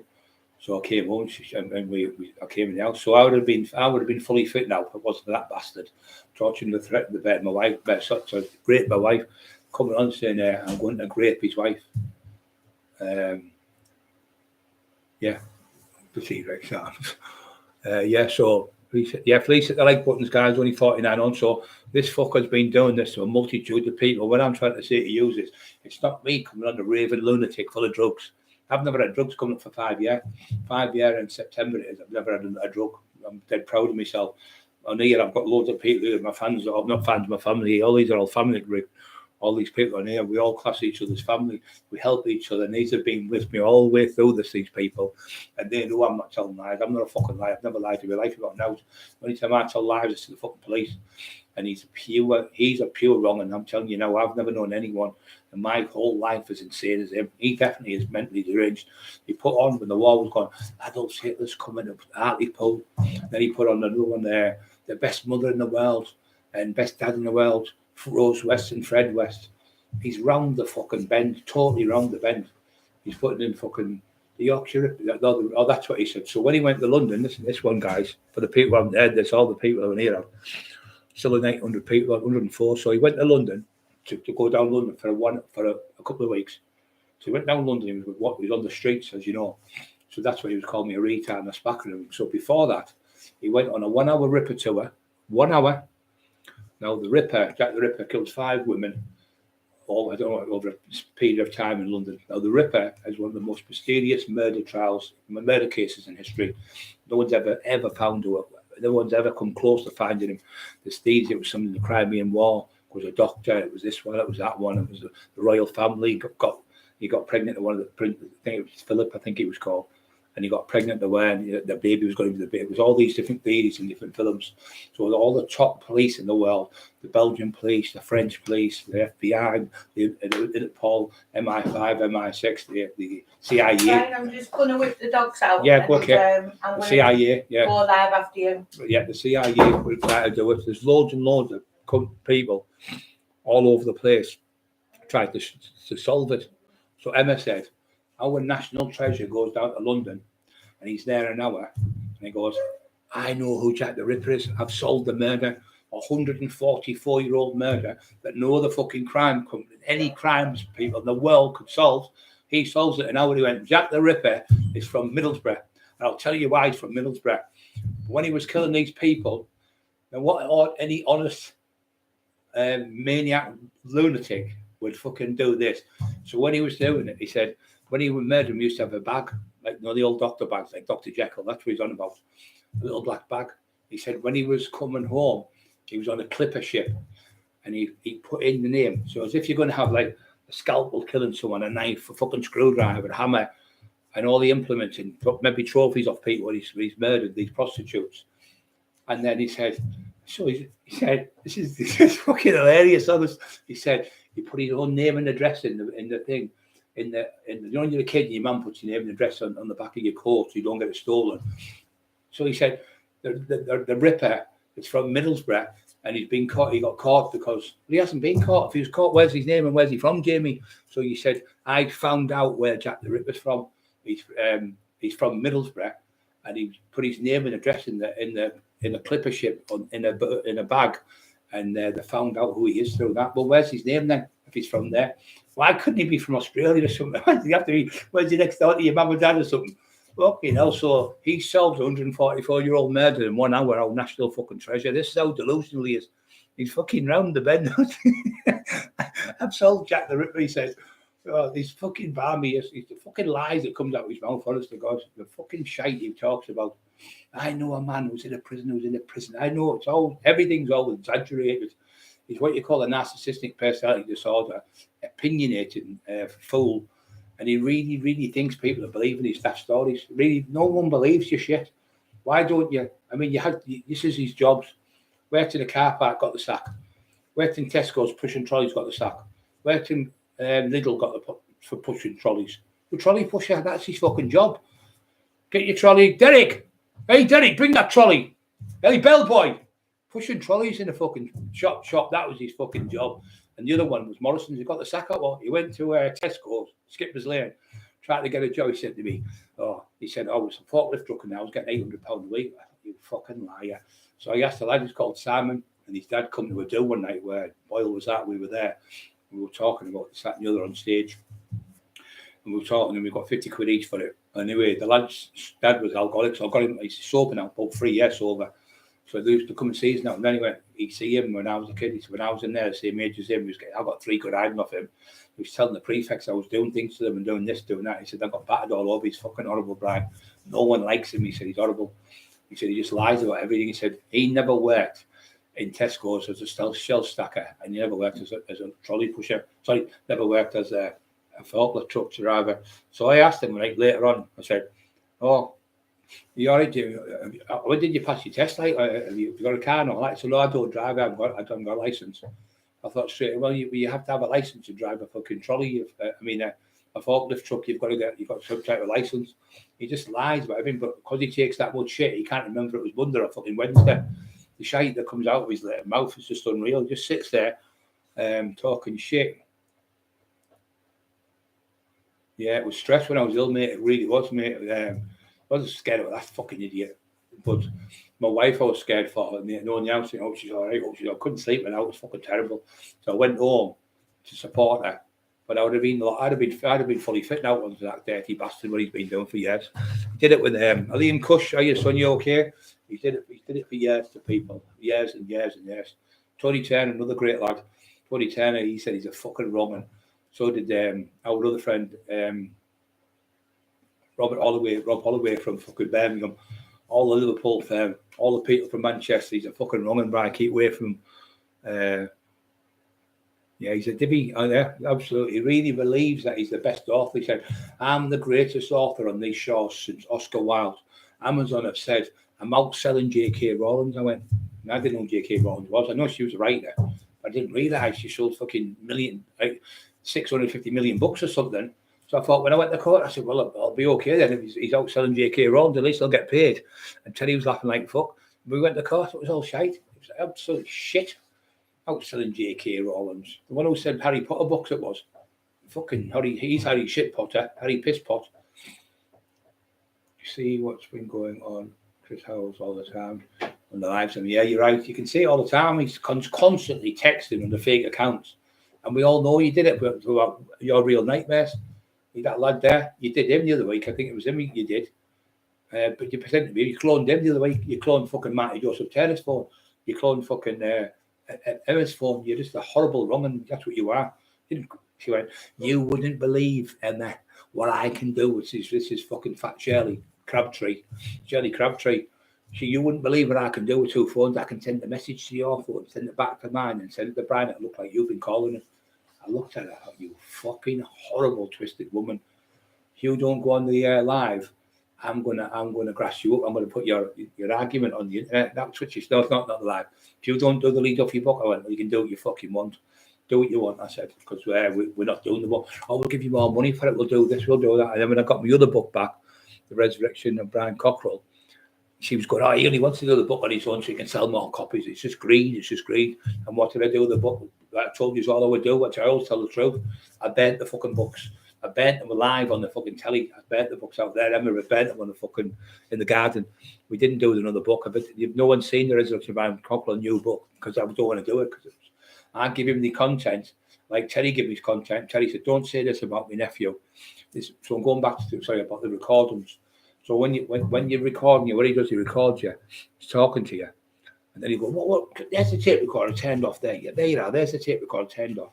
Then he's got another fucking one hidden in the kettle or whatever. He's got it hidden under his pocket. What happened that night? Who killed him and who shot him? Who done that? And this is what he's been doing. And he's been giving the cops the information. And he's got it on the phone. Even though it's against the law to do it, it still shows the cops you've said it. And he went, I've got him on tape recording talking about the Graham's murder. Well, where the fuck's the bit? Where is it in? You haven't got it, because if you had it, I'd have been charged by now. You haven't got it because you're a fucking liar, and that's more proof to prove to the cops you're a liar. You've got the tinfoil record. You've done the same with Tina Shaw. I've got the tapes, the Roy Shaw, the lost tapes. No, they weren't lost. They were stolen out with Tina Shaw's house by her brother, and you got them, and you pretended that Tina Shaw was your friend. It's on my video, and I can watch it. You can see it. It's on here if you just look on my YouTube channel. And then you pretended you got permission of the Carol Duffy family. You never. They said no to you, and because you said no, you tortured Carol, you tortured Peter Duffy. He offered you out for a fight. You offered him out, and he said, okay, I'll fight you. You then went to the police on him. You're a fucking grass. You're a horrible little cunt. Steve Shannon, word of advice in is the world to be a liar. No need to have a good memory. Exactly, mate. Right, well, look at Steve. Steve, am I right or wrong? He got you next. He was in the back of the van, Steve. So early hours in the morning, he texts me. I'm in the fucking. He's only locked me up, right? But he was slagging Steve. Steve went, I'll fucking fight you anyway. You want your daft cunt? He was going, I'll fight you anyway, and I'm doing the same. And Steve went. So he went home. Cops were waiting for him, nicked him, put him in the back of the van. He's just a fucking pure wrong. Carl Watt was the same. He got him locked up. Twice he got him locked up. Maria Howarth, look at that woman. How could you get that woman locked up? She's got fucking cancer twice. She's got fucking 3 little kids. He's had that prick from Ireland, that fucking Irish bull, threatened to burn her house down. I'll burn your house. I'm going to pour the petrol all over your kids and melt the faces.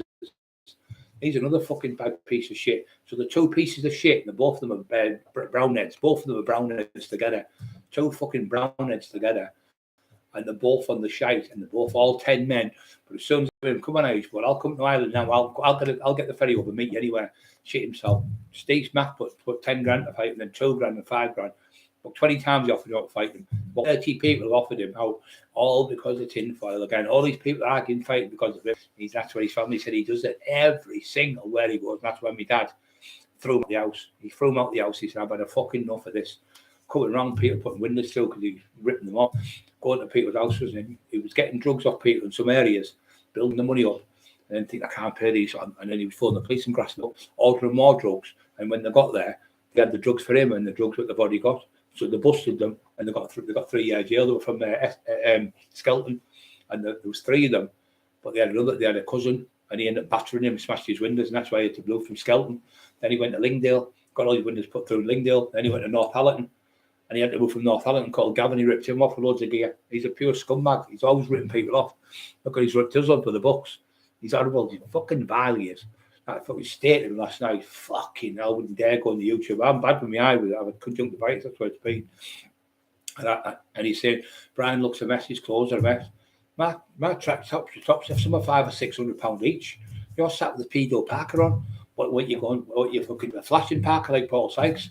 You sat there with a fucking, you sat there sweat pissing out of you, pouring off you like somebody threw buckets of water on you because you're off your head. You can't go on normal because Jamie's got to have his split personality. He's psychotic fucking psychotic personality disorder. You're mentally ill. You're mentally ill. Laughing at children being raped at 13, 14-year-old. And the kids, if you put in Brian Cockerill's house firebombed, you'll see the kids were 15, 16 or 14, 16, 15, 16. That's what they were. That's what he hangs around with. You've seen the little kid on the back of the bike. It looks like a little girl. That's what you like. That's the type of ones you like. And when I asked her, I said, what do you think about him coming out with that on the Jimmy O show? And she said, oh, yeah, he sleeps with prostitutes because they call her Joanna. So then Terry made a song called Give Me Coke, Joanna, Give Me Coke, Joanna, Give Me Coke, Joanna, till the morning comes. And it's on the official Topic Talks video. You can see the full song and the full stuff because Shirley blew the socks off him again when she was raging. She said, he's screaming and shouting at my kids Christmas Day and ruined Christmas. My husband had to get a taxi all the way from Harrogate and take them back. £44 it cost. He ruins everything. He said everything he does. Then when he was on stage, he was getting pictures. He was on stage with us. He fell asleep in front of 400 people like that. On the set, on the chair, in front of 400 people in a snooker hall. You put in Brian Cockerill, David Boyle, Bishop Auckland Snooker Hall. You'll see him on stage talking. My name is David Boyle. They're going, sit down, and screaming at him. Going, he said, I'm just building up Brian Cockerill. I just want to shout, we don't need to know Brian's a legend. We paid £4 a ticket to see Brian, not you. Give Brian the mic. They're screaming at him on stage. You'll see it on stage. I'm not making nothing up. It's all true. It's all documented. Everything he's saying about me is all in his head. Everything I've got, Emma's got it all documented, and it's all screenshotted. And all the stuff's about rapes and murders now.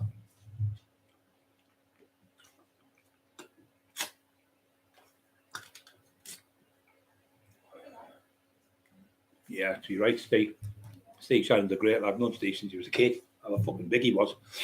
Fucking like that now. Come round, I've got to thank him. He come round with a little Teddy Dippo, Peter Robbo, and we were stood here waiting for them. And the scene is in the van, like these scumbags. And when the scene was a few of us together, they drove off. These fucking scumbags will put the windows through.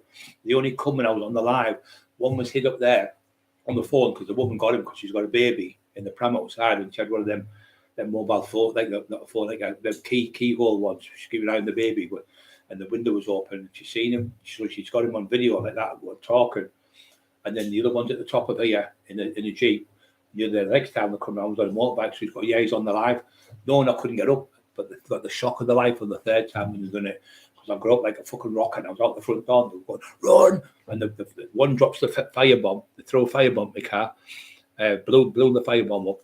They threw a petrol bomb. Blew my garage up, blew my car up with they put in a homemade bomb, which is fucking should have been a terrorism act. My mate's XSCS, he said, if anyone gets anything, if you get that bottle like that and you fill that with gunpowder and you put a detonator on there, that's a homemade bomb. So if you do a homemade bomb and you detonate that in somebody's house or throw it at a house or a car where they live, it's classed as attempted murder. So it comes under the 118 Terrorism Act, and they're covered up, Cleveland Police. And do you know what they're doing when they come out? They never come out. All the DNA was in the car, all the forensics, everything. No forensics come out. The fire bombs, what we had, were about as big as that bottle, maybe a little bit smaller. It's fire, like the fire bomb, the smoke bomb. So the words in the description: smoke bomb, petrol bomb, fire bomb, and the other one was a homemade bomb with about 20 different Tomahawk rockets, which is against the law to buy in this country, and it's against the law to sell them. So they could have found out where they got them from if they'd done the DNA, if they'd have took the serial numbers off them, because the serial numbers can be tracked from anywhere. Cops did nothing. They didn't even turn up. So we had our house 9 days in a row. 9 days we had that fight. We had three windows smashed, 2 firebomb attacks, one for the car blew and one for the garage. The whole garage set alight. If it wasn't for the neighbour next door, it was a screw. And the other neighbour, he's not fireman, sorry, he's a paramedic. And the other one, his wife's I think she's an ambulance driver. They came out because they've got fighting with them. They had smoke. But you got no fire extinguishers, and they put the fire out. Brian, your house is alight. Your house. And I was upstairs asleep because I was exhausted, keeping a look out the window in case they come back, so I could have a go at them. I fell asleep on the bed with Eli, and then I could hear Eli crying. I said, "Shut up! I'm trying to sleep." And he was obviously crying because of the smoke. And then with the fire brigade, God bless them, they came here quicker than the police. So I said, "How come?" Anyway, they come and they put it out. And he said, "Do you know how lucky you are, Brian?" He said, "If that would have been this side, the fire was this side. If it was that side, that would have blown that gas boiler up. And that gas boiler would have blown next doors because it's only 4 feet away. And next doors would have blew. The gas boiler would have went with yours. Your car would have went, and his car and her car, because there was 3 cars together. So you'd have had 3 cars going up."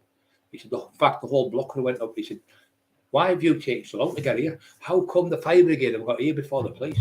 We're in a big, massive Dennis vehicle with tons and tons of water. You're in an X5 doing 150 mile an hour, and you'll get here after us. There's something not right here." And he said, "This has been going on with these people for 3 years. Why aren't these people getting protection? Why aren't you doing your job?" But the chief inspector was fucking fuming. He was fuming. He came out and he said, "You're not doing your jobs." So the next minute, Emma's over the moon because the neighbours are phoning the police. Emma phoned the police. This was like when the fire was in the garage. She was shitting herself. So I went to bed. I said, "Fuck, I'm going to bed." So I went to bed. We're in bed. Next minute, boom, boom, boom at the door. Looked out, armed response everywhere. Fucking cops everywhere. Fucking vans and fat cars. I mean, 17 police come. Only 2 armed response. 17 police come to arrest me while I was fucking in my hospital bed, paralysed, couldn't walk. Got me out the house. So then they walked me up the path. I'm like that with bounces all over because my hands and my back, the operations I've had. Got me to the van. Because my windows got smashed, there was a lad called Key Commander, God bless him, he put the windows back in for us with like a plasterboard, just so it was like no wind coming through. So he put them on. So he made me walk on the plasterboard, and it was a couple of pieces of wood where we were in my garage, but they were laminated flooring. So he said, "Walk along that." I said, "I'm 19 stone, I'll fall through that." So what he done is he got the back of the van, he wouldn't make it. I said, "I can't put my leg on there and push myself up. There's nothing to grab. My hands are paralysed." I said, "To my legs, I can't. I've got no strength in my legs to push up." This is 30 months ago, you see. So I said, "I've only been in hospital so long." He said, "Look, stop taking the piss." I went, "I'm not taking the fucking piss. I'm on oromorphs, I'm on fucking tramadol, I'm on fucking these, a clozapam. I'm not even supposed to be out of my bed. I've got in the bed to sleep. Took my medication, I'm fucking half asleep when you get me walk the plank. You take the fucking piss." It's all in thingy though, body cam, and we've got the cameras as well. So they made me get in the van, but I tried to get in and I fell right through the fucking, when they put them things where you put your bottles out, where you recycle and stuff. There was a yellow one, I think, and a red bottle. But you can see them on camera, a yellow one and a red one. So he's put them across like this, walking the fucking plank like the Johnny Depp in the fucking Pirates of the Caribbean. With 7 vertebrae has been done in my neck, 2 titanium rods in my neck, each side with nuts and bolts. 3 new plastic vertebrae pinned in my neck with nuts and bolts. And the L4 and L5 vertebrae done in the bottom of my back. I couldn't fucking walk. And I've already been in the police station. You've seen videos of me going to the police station when I'm walking like that. I couldn't walk. I went to go and they went, "Oh, you get arrested in the morning." Went in and said to the lady, "Oh, there's a warrant." Jamie Boyles told us that the CPS have put a warrant out for my arrest. I'm getting arrested in the morning. My wife's frightened. So I said to the lady, "I've come down." She said, "What are you doing?" She said, you look ill." I said, "I showed her my neck. Well, that looks nasty." "Come in, Brian." She said, "I've been on the computer today. I've never seen your name." So I come in, she said, "Sit down." So I had to go with it. I couldn't walk in shoes. I had to walk in my bare feet. I don't know why I couldn't walk in shoes. So I've got like a pair of socks on. I've got up my hospital bed. I've only been home about 4 days from hospital. So I've had to go in case they come manhandled me and end up break my neck, killed me. So I've gone in and she went, "I've been on the computer." She said, "There's no warrant out for your arrest. There's no investigation." Jamie Boyle shared it with me. Look, it's lies. So I've got all that proof for the police, you see. compulsive lies all the time. So then I went down again. They said, "Oh, you've said his books were shit." Yeah. Well, that's not malicious. He said, "You said he can't write books. He's not an author." Yeah, because his wife told me he can't type. She types the books. He said that the books are shit. Yeah, they are shit. Then he said, "Oh, what's this one?" Saying, "You can't fight either. You've never been in the ABAs." I think it was 4 things. I think it was. And he went, "Well, as you've answered them questions now. It's been such and such now. You've been in 9 minutes, something, nearly 10 minutes. I'm giving you now no further action as of today." Absolutely nonsense. Absolute pathetic. He said, "I've just done a 4-month course on malicious communication and slander and stuff." He said, "You haven't done anything wrong yet. All the times he's coming with all the stuff, it's all been rubbish." So the copper then said, "He's actually stalking me. He's stalking me." He said, "He's in every day. Oh, he's done this, he's done that, he's done this." He said, "He's never away from the police station. He's never away." He said, "It's like, when is he in? The officers in charge of the case. He has no cases. He said this now, he's done this." He said, "He's never off the phone." He said, the woman said the other day, the complaints woman said, she said, I feel like I'm a ping pong ball in the ping pong ball machine. Him and Shirley are non-stop on the phone. When's he get arrested? When's he get arrested?" She said, "My head's battered with the both of them." She said, "It never stops." He said, "Every single day they're on the phone. I can't wait to get people locked up, mentally deranged." But if you remember, he went, "I've never made statements against you, Cockerill. This is 13 months ago, until I produced the fucking evidence on when you get bail conditions. Bail conditions. I never phoned the police." He said, "Shirley made the statement, it wasn't me. When I went to the police station, they went, right here, read that." They read it out. They said, "Brian Cockerill, you're not allowed to go near Jamie Boyle, witness, Shirley Boyle. Never mentioned the kid. Never threatened the kid. That's why. Lying. You only pretend that. So I look like the baddie. Never threatened any kids. And I've never, ever, the taxman never carried a knife in his life. There's my weapon. I don't need fucking knives. Why would I need a fucking knife? My hands can do the business. I don't need a knife. I've never, ever carried a knife. I've never been charged with a knife. I've never been charged with anything. All I've got on my record is a driving offence. I've got nothing on my record. They've never caught me without." So you really think all the years they try to get me for murder, kidnapping, shootings, attempted murder, fucking multiple people going missing, all them 2 years, I'm going to drop my guards for you? I've got everything. I've got everything from 1, 2, 3, 4, all the way along, and chronological order, all ready for court. And I've got the best barristers in the fucking land. I've got 2 pals who are barristers in America. I've got a friend who's a solicitor. So, and I've got another friend, Kevin. He was worked for the House of Commons for 6, 7 years. He's conversed with all the law. You don't know the law, Jamie. You just talk shit. You keep coming on with your fake accounts and your fake shit with your Bellender. That's his channel. All them stupid channels coming on. He's putting all these daft things about me. He's saying I used to go to the fetish clubs in Middlesbrough. But if you checked, if you did your due diligence and checked, there's never been a fetish club in Middlesbrough, Jamie. I'm a one-man woman. I don't go out with multi-women or prostitutes or red boys and all that. And I asked him about the woman. I said, "What about the women he's sleeping and all that?" And she went, "Oh, I think it's quite funny." And then I realised she's into it all, his wife. They're both perverts, both of them. Because you wouldn't live with someone, if you're going out with someone, you wouldn't let your husband out and sleep with red boys and fucking prostitutes. You just wouldn't do it. You wouldn't be involved. You'd keep away from it. The proofs on the train, when you get off the train, Jamie. Does anyone know where the rent boys are? When you go to see Shaw Atwood, then you're dressed up with a dress on, walk around. She goes, "Here's Beryl. How you doing, Beryl? You looking well?" Dressed up with lipstick and everything on, high heel shoes, stockings, suspenders, the lot. Weirdo, fucking weirdo. Child in the house. The minors in the house. You keep calling him. So the kid's not a bad kid. He's a lovely kid. But we feel sorry for the kid. I said that poor fucking kid. Bobby said the same. Bobby's got autism. He went, "I feel sorry for Jameson." He said he's always bullying him. Every time he comes in, he's bullying him. But she said he's a fucking pure narcissistic bully because she was scorned then. But I kept it all in my head. But yeah, just never ending with him all the time. 58 hit the like buttons. 115 people on. It's been an absolute pleasure tonight. I'll probably have 5 more minutes. Anyone want to ask any questions before I go? But I promise you, he'll come back on with more shit. Could you see the video when he comes on where it's red and he stood behind a picture or something, so he's hiding behind there. Obviously, he's off his head too much. But that video last night proves, when you look at it, he's off his fucking tits again, off his tits everywhere we went. Like I said, he fell asleep in the snooker hall, so the kids were going to beat him up in the snooker hall. The dog were going to beat him. There was 12 gypsies come from Hartlepool. There was about another 12 lads from Hartlepool come on minibuses, and they come to see. There was 400 people there, and he fucking ruined the night. It was absolutely pathetic. He was falling all over. He was drinking people's drinks. He was going around like this to the drinks, doing that, and drinking the dregs out the bottle of drinks. There was no drinks. He had a pint of Bacardi my house. He was in the kitchen. He'd already had a bottle of vodka. He was in the kitchen. He was popping them blue tablets. He had 36 tablets, 33 or 36. And when he got home, he only had 3 left. He'd done 30 tablets in about 6, 7, 8 hours it was. So we were here, went in the kitchen. I said, what would you want to be, Jimmy? He said, oh, cereal killer. I turned around to get coffee. He got the knife and he started stabbing the cereal box. Look, I'm a serial killer. I went, he's on the fucking bench. So his mate brought him down. Little gingy, little girl. She had ginger, like a little orangutan's head. Gorgeous she was. Proper white as a sheet. Beautiful. About a year old. Hiya, baby. You all right? She went, she put her arms like that. And he went, oh, she likes you, Brian. And he put her in my arms. Hiya, baby. He went to touch her. You'll get away from her. You'll get away from her. I looked at him, dead fucking cheese. He went, no, don't you need my daughter? I said, can we get a picture? He said, yeah, I want a picture of you. All right, bye.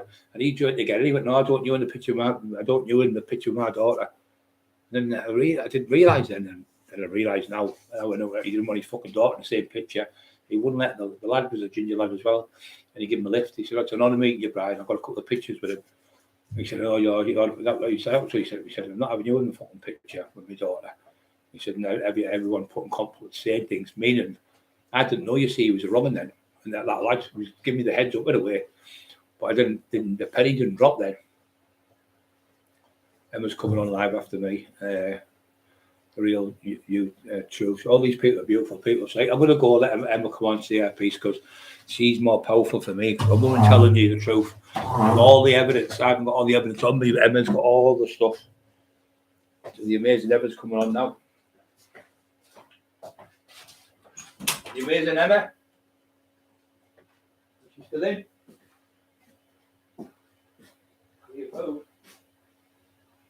Where's she gone? Oh, she's out with the dogs. I might as well stay with you till they come back. She's out with the dogs. I'll come back on. Because the dogs, she's out with the dogs just till she comes back. 2 seconds, guys. She's coming back. She's just got the dogs out there. Been months to see. So we've got big dogs now because the other dog, the one that dead, come out with us was Scrappy. But now we've got a fucking big wolf and he's only 7.5, 8 months old. He's the biggest fucking pup you've ever seen in your life. He's fucking monstrous. He's a proper daddy's boy.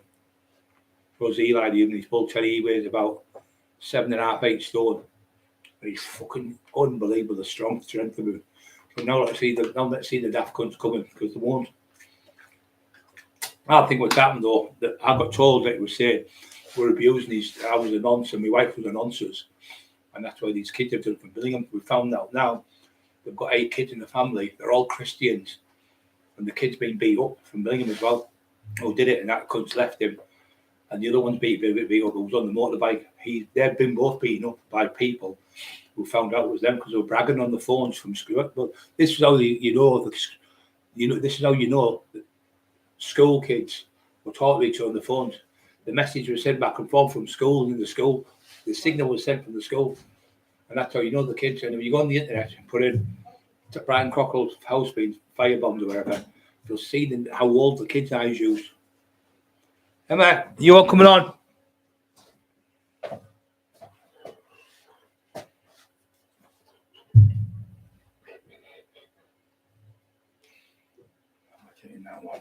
me think. Milk. Emma.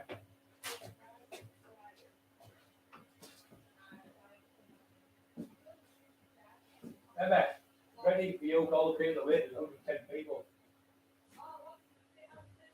Yeah, just go mine. I'll do now. Yeah, start telling me. I've had me sale, I've had me stuff. I don't want to bore them to death. Yeah, there's 110 jump on before they start going.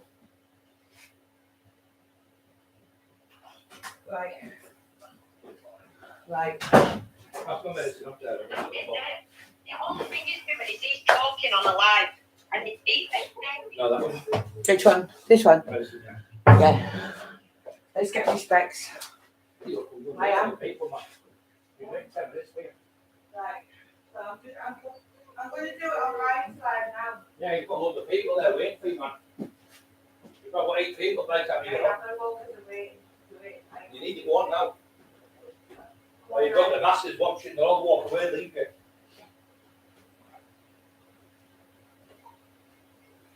$135 people on there for you.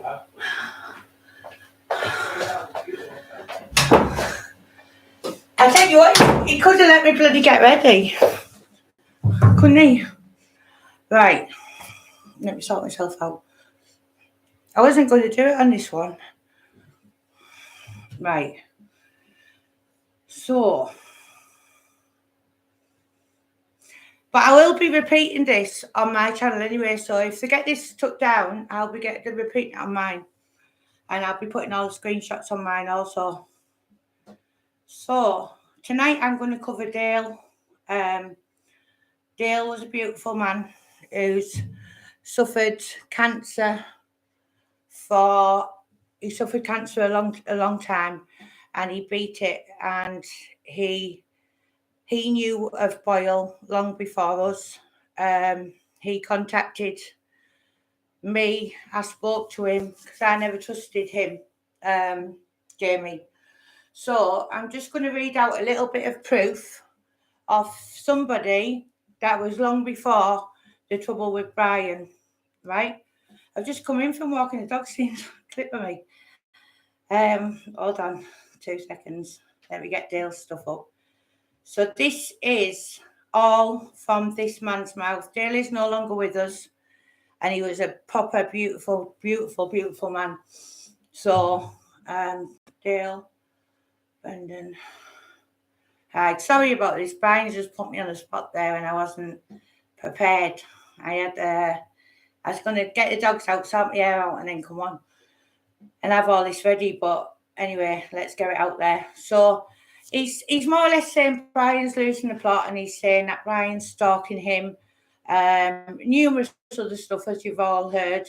He's got the police on us. He's said Brian's picked on his wife with cancer, different things. So I'm just going to show you, right, a pattern of behaviour. Hi, Maria. Hi, everybody. So I'm just going to show you a pattern of behaviour, right, from long before Brian and him even knew each other. So I'm sorry about this, but he has put me on the spot, and this would have all been sorted by the time I come on my channel. So some of this, right, is really heart-wrenching as well, to think that the man was fighting stage 4 cancer and going through the stuff he was going through. So just bear with me, because obviously it goes back a long time, and Dale was still getting it till when he died recently. So sorry about this.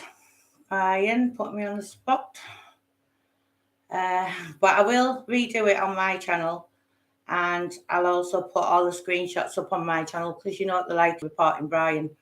But this is me talking about this. It's not Brian, so that's just in case Cleveland police are interested, because Jamie seems to have a lot of friends in there. Right. And this shows you how much he resorts to the fake accounts, the pretending to be from publishing companies. I can't believe me and Dale have got this many messages. 2 seconds. Right, here we go. Right, we're getting to the beginning now. Right. Sorry about this. What I was going to do, have all this ready, wanted freedom. So please bear with me. I was just not expecting that when I walked through the door at all. Right. 2 seconds. I'm actually going down all the messages here. 2 seconds. He's made me look dead unprofessional now, hasn't he, Brian? Probably on purpose. Right, 2 seconds. If I say 2 seconds any more times, just bear with me, because when you hear this and when you see it, And as I say, this is all the proof going to be put on my community post. So just bear with us and you'll be shocked, because this is the stuff that I wanted to put out, but I've always kept close to my chest because obviously I didn't want to be like them or anything. But it's got to the point now where obviously things have changed and we've got to do it. So here we go. Right, so when Brian did the Bishop Auckland snooker hall, Bobby, will you keep an eye on Wolf because he's out the cage? He needs his food, I think. His food, Brian's just put me straight on here, so I haven't had a chance to sort him out. Watch Wolf because he's out.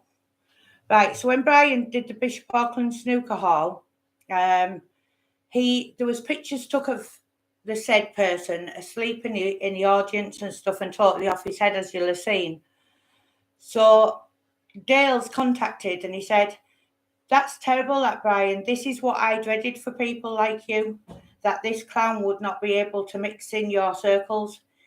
He's a serious bum. He was like this in Wakefield the first time we met him for the Sykes book, knocking pints over in the old style pub full of Wakefield lads. I put it down to nerves, but looking at this, I think he was just hammered. You're in good hands." I did tell Steve about Jamie, but he said he's done him no wrong, and that was last year. So I deleted Steve off my friend list. There's a few good folk who know what I have been through.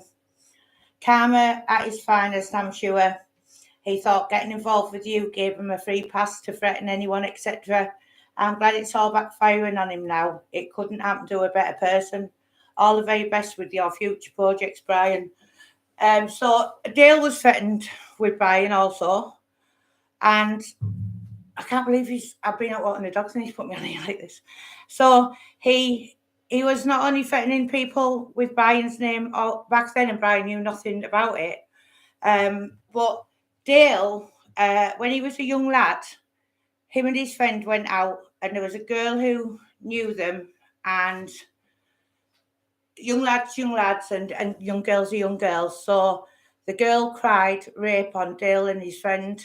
Now, when they got sentenced, him and his friend, and Dale obviously fought because he knew he was innocent. He fought while he was in jail to clear his name. Now, it got sent to the high courts, and the judges looked in there and they knew straight away all the discrepancies that was in the actual case, that Dale shouldn't have been in prison and neither should his friend. So he was released, and then he did campaigns for people with miscarriage of justice. So he did a book called Stitched, which explained everything. You can still get Dale's book on Amazon and stuff. So that was Dale's past. He never tried to hide it. He actually was promoting all the things that he went through for people not to suffer that had been in jail wrongly accused of things. So the judge actually wrote, the one from the High Court actually wrote the epilogue or the prologue or something for the back of the book, Stitched. So as I say, Dale, it wasn't about the money with Dale. That was to all go to help people for miscarriage of justice. So with that in mind, right, and shows you how twisted a certain person can be. Right, so I would have had all this sorted, 2 seconds. Right.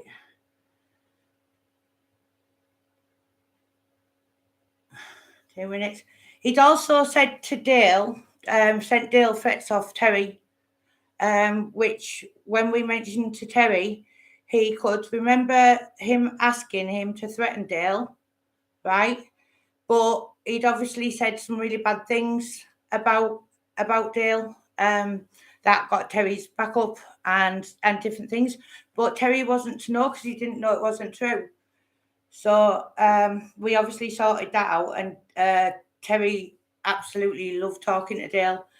So he started sending me some of the abuse he was getting, even proof of where his phone had been logged into in Pontefract, where Warcry was.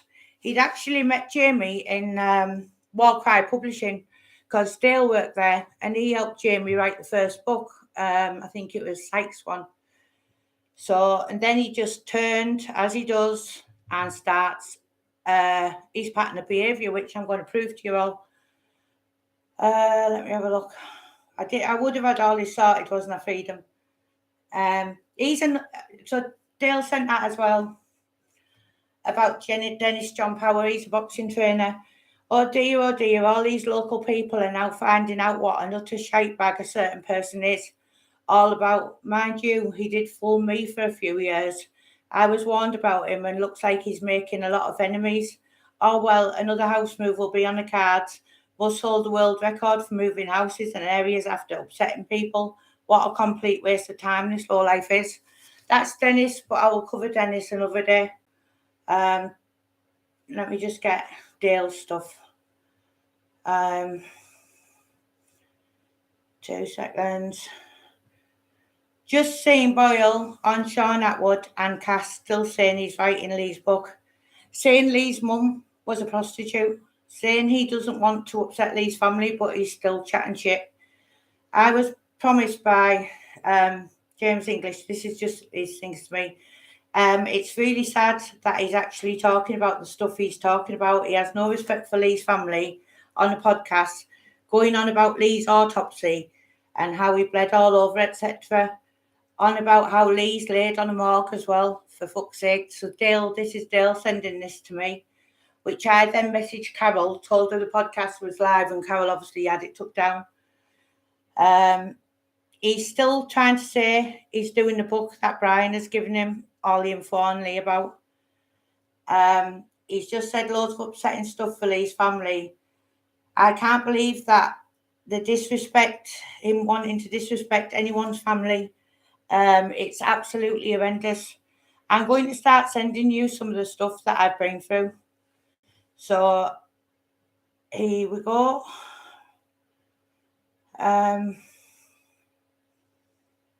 Right. 2 seconds. This is why I said I was going to go live on my one.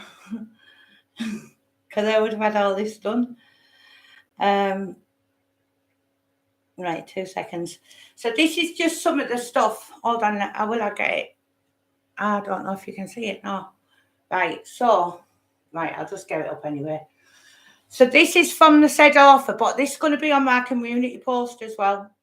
So it's got his telephone number, which I'll blank out bits of it, but it's got his WhatsApp picture as well.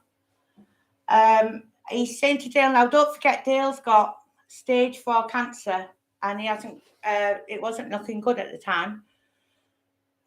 He said to Dale, I'm not dangerous, but I'm an ex-boxer who's had 27 bouts and went in the ABAs, so that's him pretending he was a boxer. So Dale said, 27, I best get a gum shield then. He said to Dale, you never even got your medical coming from him.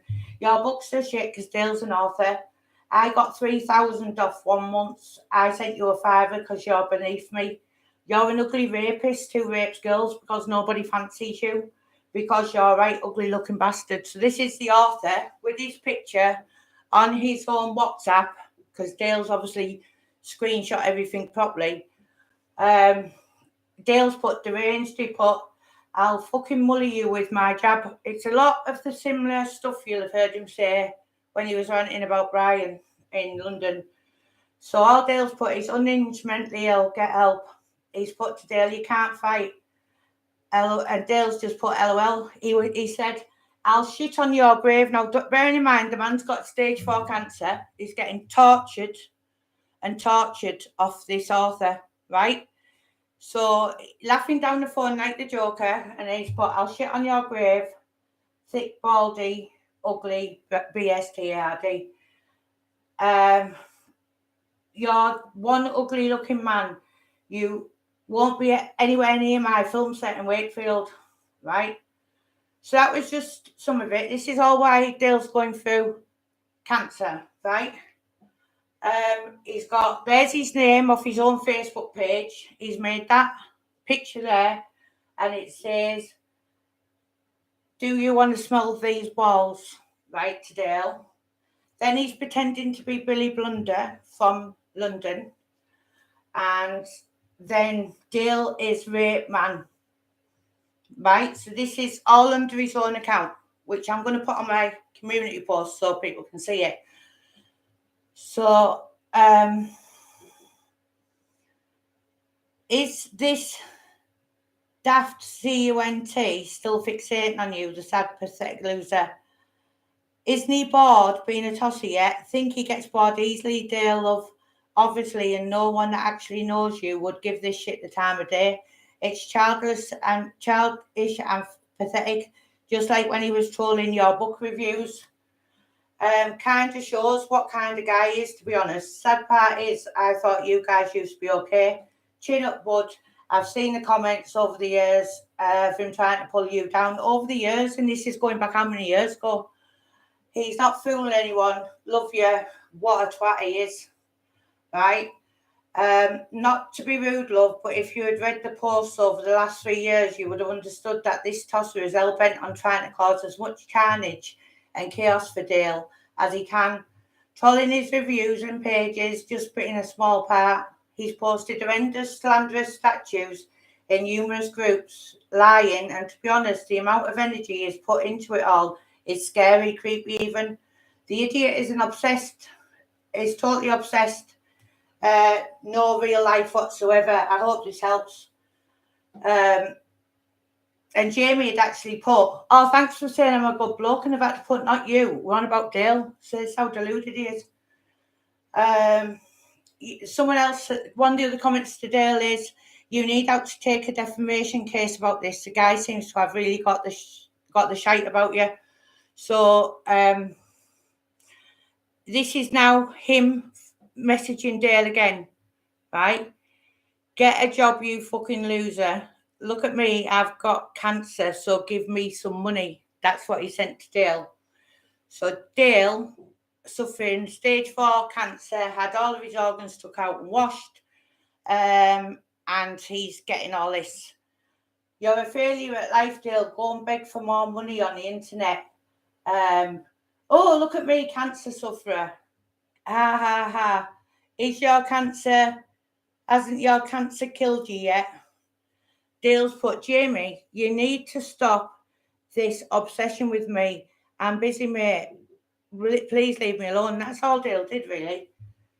Under every bit of Dale's post or whatever, or any women's post, he would put, you'd probably rape her given half the chance, wouldn't you, Dale? Under his own name, all this is, by the way. We can't wait. This is him pretending to be Billy Blunder from London. We can't wait till the other inmates are wiping your scran on their pits and balls. Does Boyley's success eat away at you? He told me you are blagging having cancer, right? So that's what he's saying, and he's saying Dale's pretending to have cancer, right? All this is going to be put on my community post, and I'm going to go through it properly because obviously tonight it might be a bit like I wasn't prepared to just come in from the dogs and then just do it. Do you know what I mean? But I would have had it out properly. But you'll get the gist.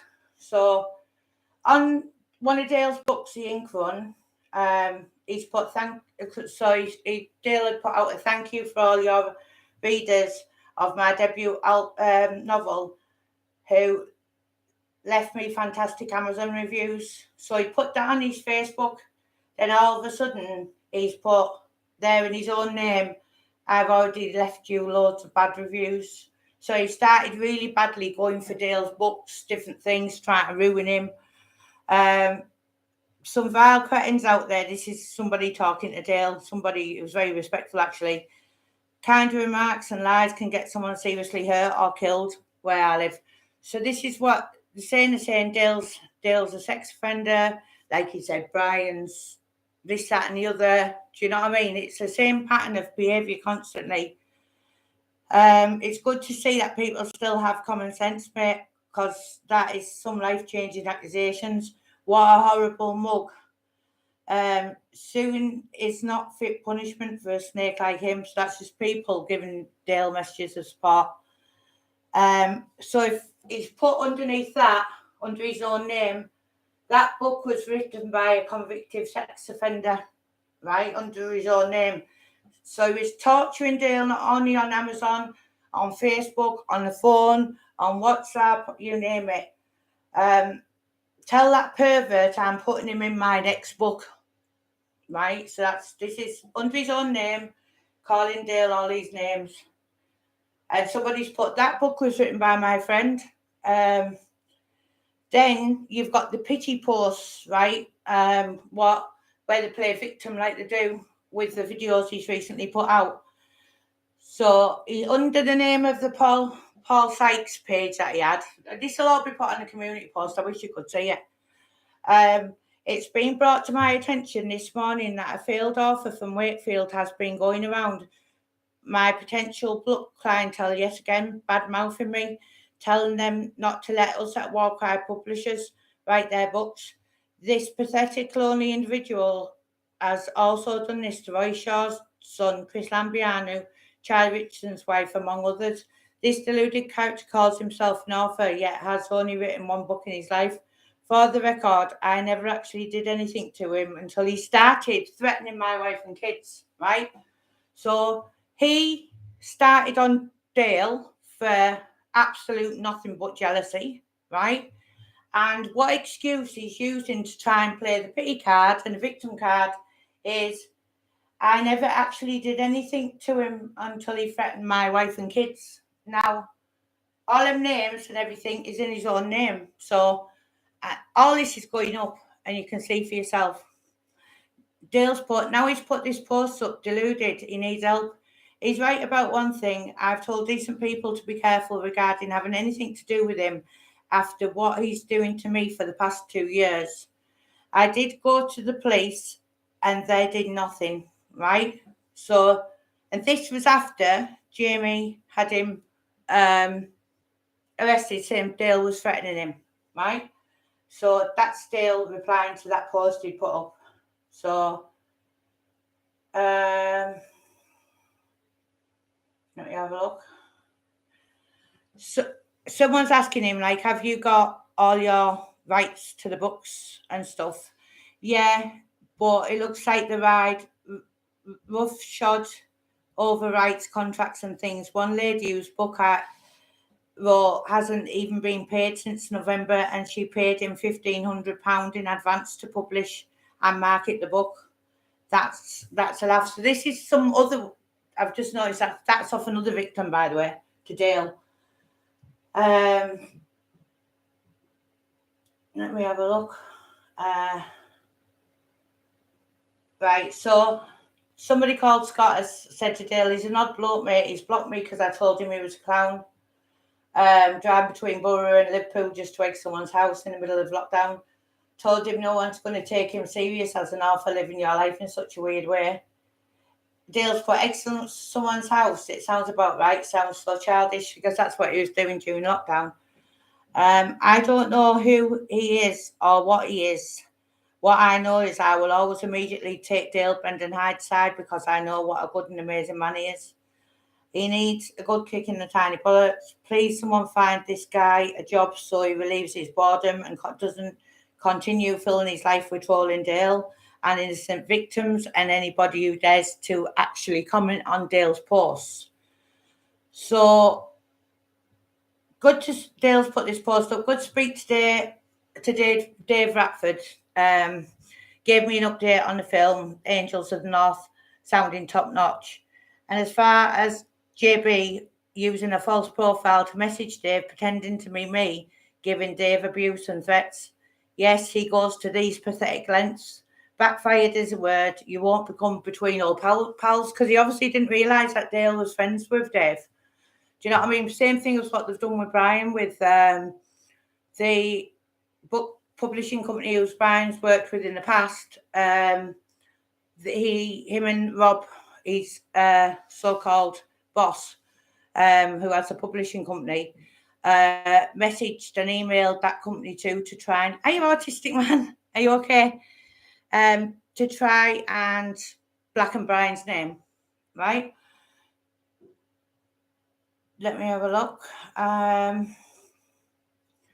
Someone sending Dale, a girl calling, does he think you are stupid, especially when it says he was married to? So he's calling himself James Liam, but it was his own profile, so he just changed the name. Sometimes it's Liam James, sometimes it's whatever. So Dale's put, I know, Linda, every false profile he must be at least 25 I've blocked lead straight back to him. Same with the 1-star reviews on Amazon that he's put on my books.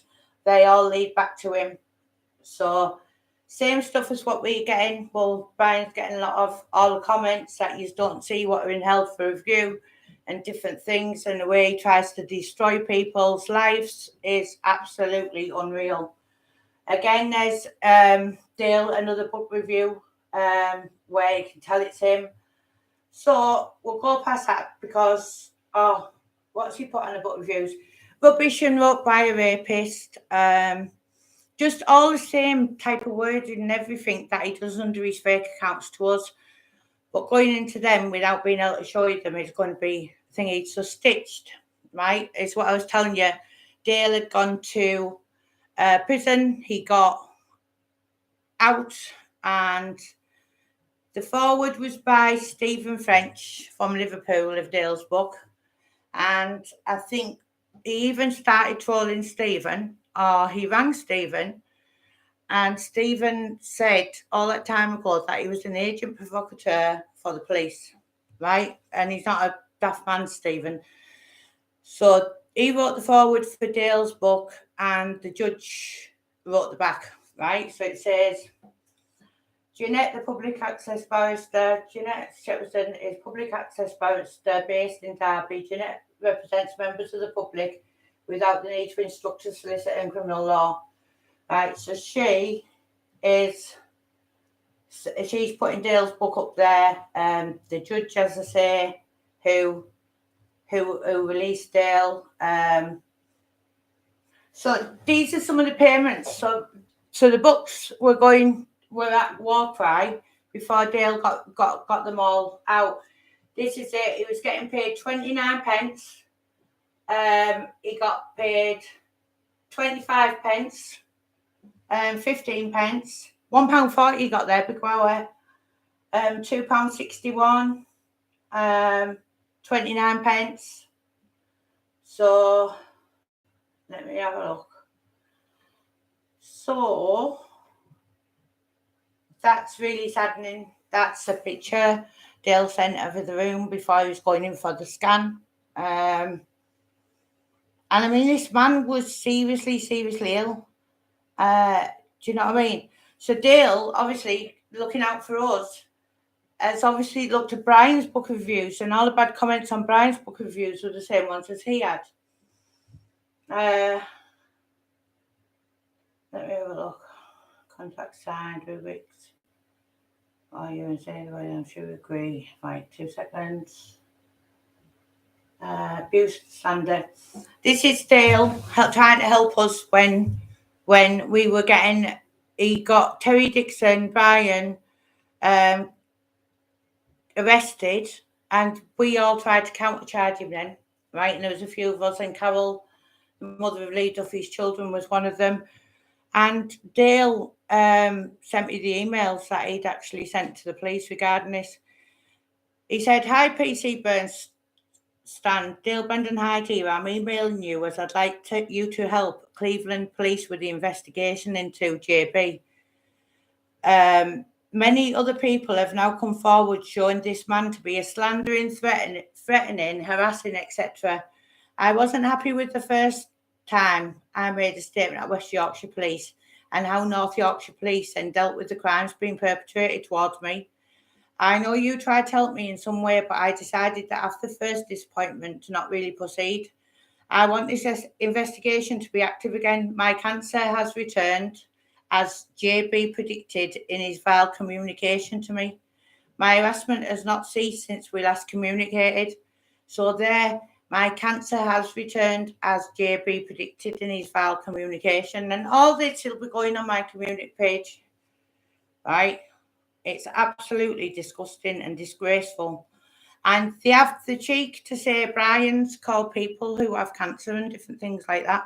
This man had stage 4 cancer. He beat it twice. And the third time, obviously, he died recently.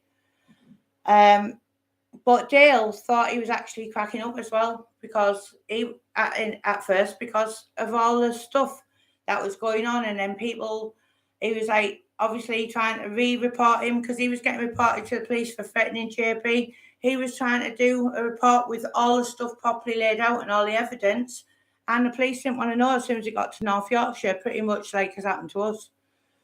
So then he sent me this. He said, I'd put like a post up saying about all the fake accounts. I could tell it was him because there's one called Kelly Duffy. He's not that clever. See, what he does is he usually uses the first name or the last name of the people that he's around at the time, and then he will use that for a fake account. So Dale's wrote underneath there, same crap I've had. Like I said, if you need any of the 200 plus screenshots, I have proven this idiot does this with fake accounts and continues to do so. So Dale had at least 200 underneath that post. So here we've got more slander from him. And on this is what you'll see on the community post. Here's a picture of him holding one of his books, smiling. It's got his telephone number, which I'll take out.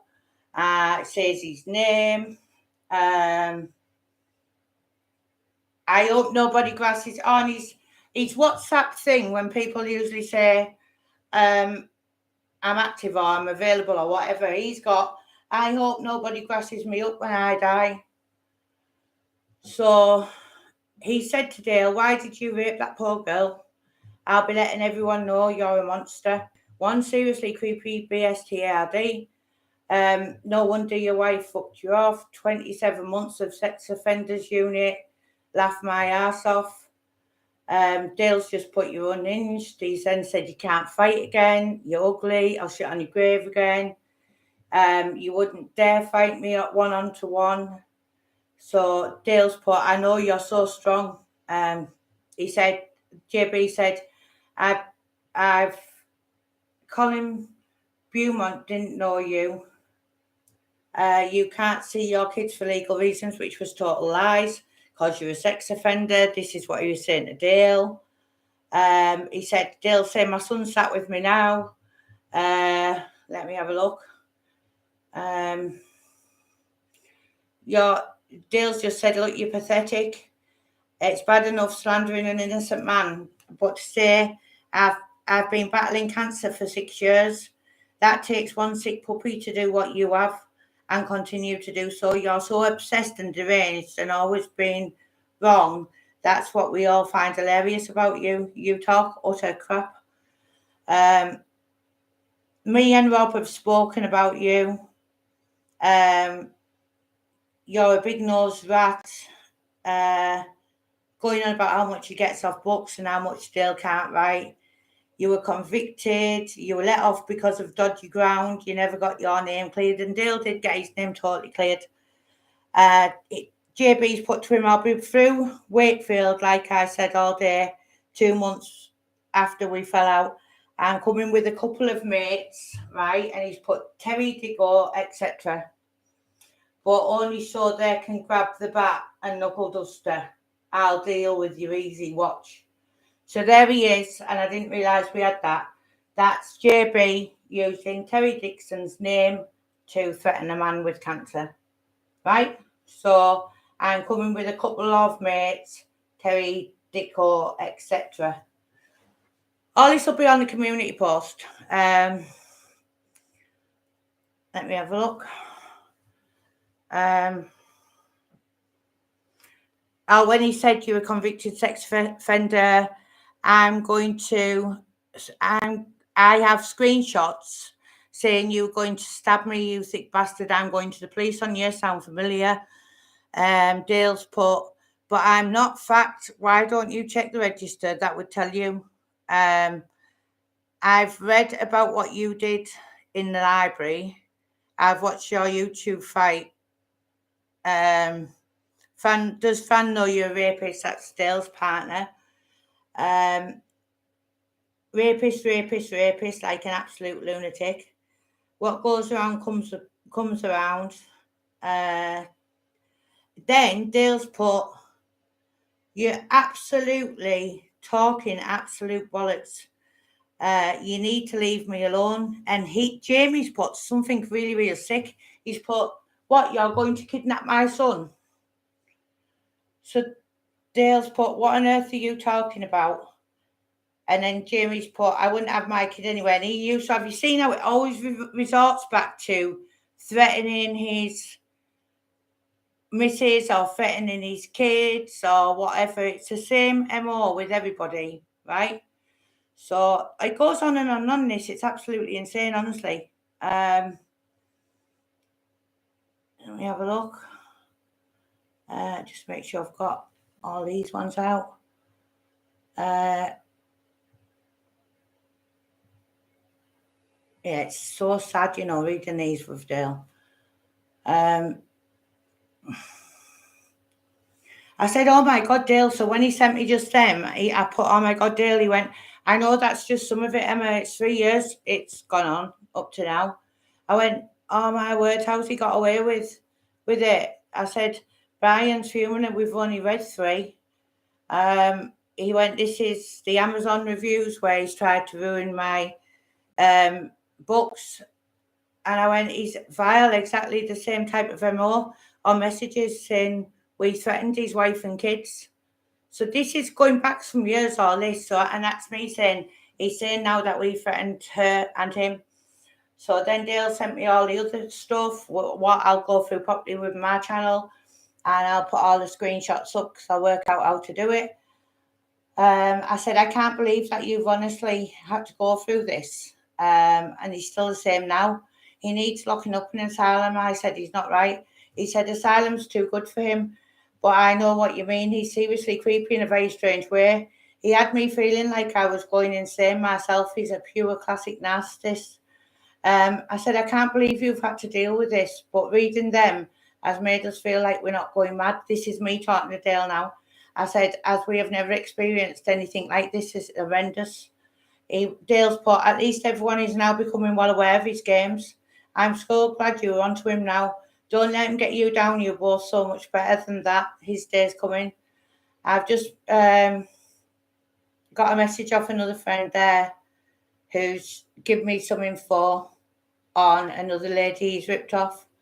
So 2 seconds, I just go because that's just Dale asking for one of Brian's books. Right. Good morning. Finished Brian's book. Brilliant read. Loved the way with words and how switched you into the corruptness. Your Bill. That JB must be one thick bastard to upset him. And when you read my book and see how my mind works, you'll know JB's messed up big time. Big respect. One of the best true crime books I've ever read. It wasn't the one that JB did, obviously. Let me have a look. This is a lady barrister. He sent me like a thing for a barrister to bypass solicitor, as he knew that as soon as anything went to North Yorkshire Police, it was all going dodgy, because obviously we didn't know at that point that his police handler was an ex-chief of police, who he's done a book on and been on Sean Atwood's with and stuff like that. He mentions him on his last video as well. He says he got the advice whether to speak on his last video of the same policeman. So obviously he's worked with that policeman for a long time, probably when he was selling drugs himself, I don't know. So he's put, Dale sent this. He says, all I want you to know is I back you 100% against him. I just need my Amazon account off Warcry. I'm really hoping that they're going to clear it up so I can start putting my own books up, because obviously they tried to keep his books as well that he published with them. So he said, if you're about Sunday and at home, I'm heading up to the Cotswolds to see my great granddad. If you'd like us to pop in to say hello, we would love to. So that's when we met Dale for the first time, and what a wonderful, wonderful man he was. And honestly, I'll never forget Dale. I was heartbroken when he went, and when I read some of the stuff what I'm going to get onto now, it just makes me ill to think that that man was getting organs taken out of his body, washed, because the cancer was that bad, and you've got that doing this to him, putting his dog up for sale, saying, hasn't your cancer killed you yet? And they have the cheek to say, like to put it onto Brian the other way around, sort of thing. It's insanity. Let's have a look. Keep your chins up regarding him.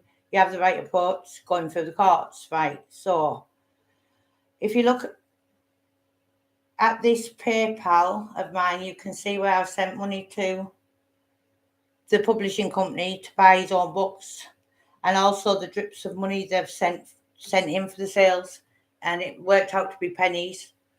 So it's cost him nothing on my paperbacks, as I've paid him for every copy. Plus, I'm seeing nothing really for Kindle. I've not seen anything since March. I've just messaged for Brenton now, saying something due from the Kindle in the last 8 months. It's always pennies, same as poor Marty and everybody, but we'll go through all that. This is when his cancer had come back as well. He said they couldn't get a cannula in his arm. They had 4 different nurses and doctors trying each arm 3 times. Just wasn't happening, so he's got to go back next Tuesday and be admitted. He's going to go for an MRI straight after. I look like a pincushion because obviously that's when the cancer had come back. I went, Dale, this is awful. We're here any time for you. Please keep positive. You're a fighter. You've done it before. You will do this again. And Bryce said he's in your corner. And he's put, thanks, I'm in your corners too. Poor man, he's like, what a man he was. He's like, unreal. It's back. Right, so when he had his test results, he said it's back. It's in the liver. I will give you a bell in a day or two. Things can be done to help sort, but a huge setback for me. I've got to see radiology department on Monday to talk about a new treatment. It's called SABR. Hope you're both okay.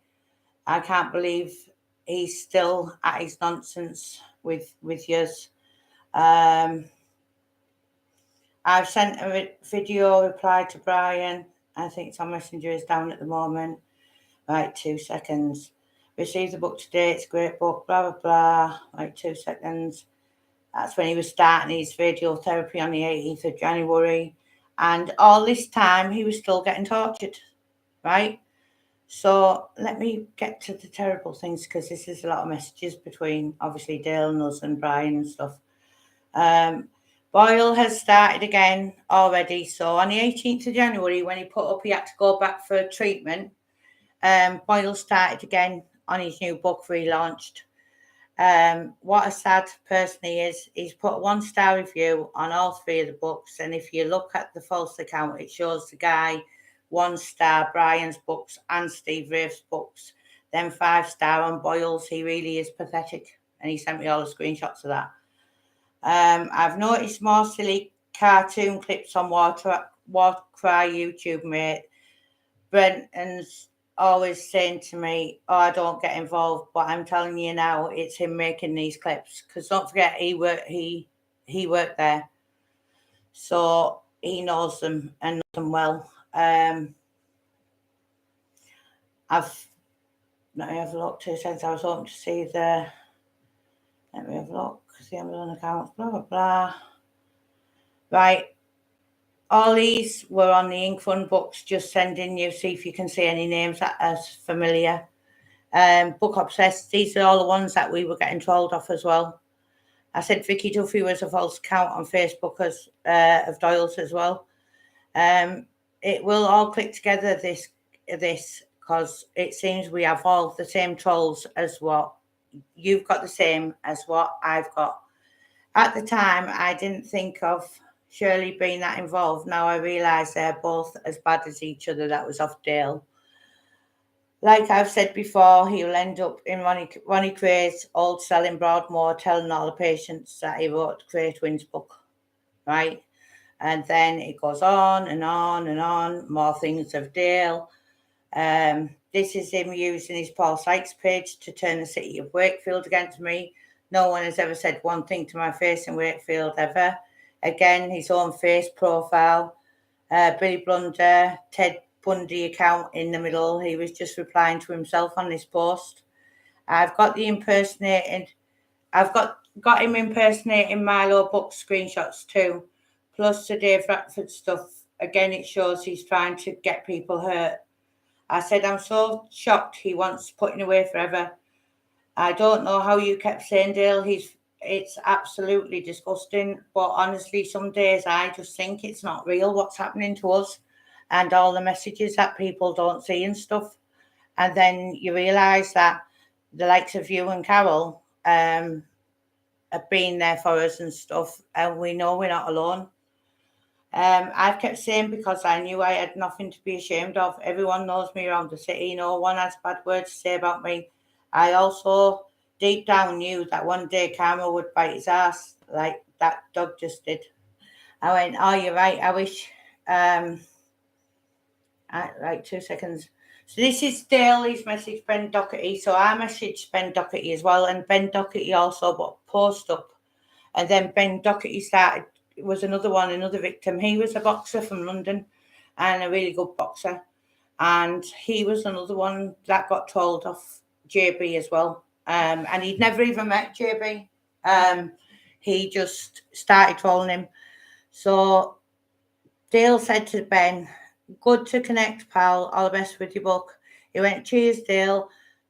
JB is a nasty little toad, mate. I'm not into negative stuff, but he does deserve a slap and is very brave when he's 100 and odd miles away. Dale's put, I won't bore you with it all, pal, but he slandered me and abused me and my family on social media for over 3 years now. I've blocked so many false accounts of his. I've had to change my mobile. He's ruined my book ratings on Amazon and false reviews.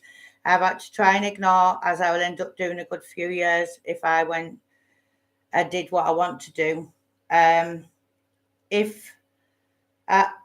Saying that it won't stop me giving him a good crack in the mouth if I ever spot him. He's trying to do the same thing with me, with my book deal, but he'll get his way one way or the other. So he's doing the same stuff to Ben Doherty, right? He's an absolute bell end, mate. Dale said, I didn't realise he was doing this to others until now. Yeah, this is Ben Doherty, and I've never done him a bad turn in my life, right? Dale's put me, neither, mate. I actually helped him years ago with his first book in writing a chapter for the Paul Sykes Unfinished Agony. My books, your books, Brian Cockerill books, all getting slagged off in 1 star, but Boyle's books all 5 stars with praise reviews. The bloke is delusional. So obvious to Tracy's jealousy. You take care, mate, and keep doing your thing. You know more about boxing in your little finger than he does. Oh, yeah, because he was trying to tell Ben about boxing as well. Ben's put, he's such a sad individual, mate, and I never did him anything wrong. That's a strange thing. 2 seconds. Billy Blunder to Dale. Jamie said, how can you sue him, you tramp? You made a GoFundMe account the other week begging, and he said he was the one who paid you a $5. It would cost at least $3,000 to sue him, and legal aid wouldn't touch it. Jamie said, good luck with that. The whole of Wakefield knows you're a registered sex offender now, thanks to him. So that's him pretending to be somebody else and then pretending Dale's put GoFundMe's up and stuff like that. JB on his own account to the Ink Run page. This book is written by a convicted sex offender. He will rape you. How can a rapist be a novelist? Horrible scum. That's another one of his false accounts, Dan's story. I've 2 seconds. Makes a change. Right, so Dale's put a post up about saying thank you for the review, and he's put makes a change of being interviewed by the police for sex offences. Now, don't forget, all this time, this Dale's totally innocent. He's been totally, cleared by the High Court, and then you've got this lunatic saying, I hope your cancer's killing you, and constantly putting phone calls, slanderous stuff out there. He's put under his own name. I'm the one that wrote it, but I regret Dale had been in it because I found out he's a registered sex offender, so he's pretending that he only found out Dale was. It's absolute insanity, honestly. Guilty of rape as well, weren't you, Dale, back in 94, which no, he was totally cleared from. Vengeance on all woman, you mean filthy bastard. This is all coming from JB's own page. Sophie Rose, don't bother, Lovedale, is a registered sex offender who did 27 months of rape in 94. Absolutely disgusting. He's also blagging he's got cancer. Now, as I said, Dale's died, which Brian and I were talking about. He's been on the podcast a few times. Now, this was what really made me ill. So this Lisa Grayson with this girl, pretty one, right? Hiya, hon. This is to Dale. Hiya, hon. I'm from Marlow Books in the North East. Do you have a number we could chat to you on? From Lisa, because Dale had changed his number. Yeah, no worries. But Dale was on it straight away. He put, yeah, no worries. Give me a call. It's 019249999. Best regards. And he hasn't even seen what Dale's put, and he's put best regard. What's time's best? And Dale's put now. So JB's pretending to be this girl. I'm not back in the office until Monday.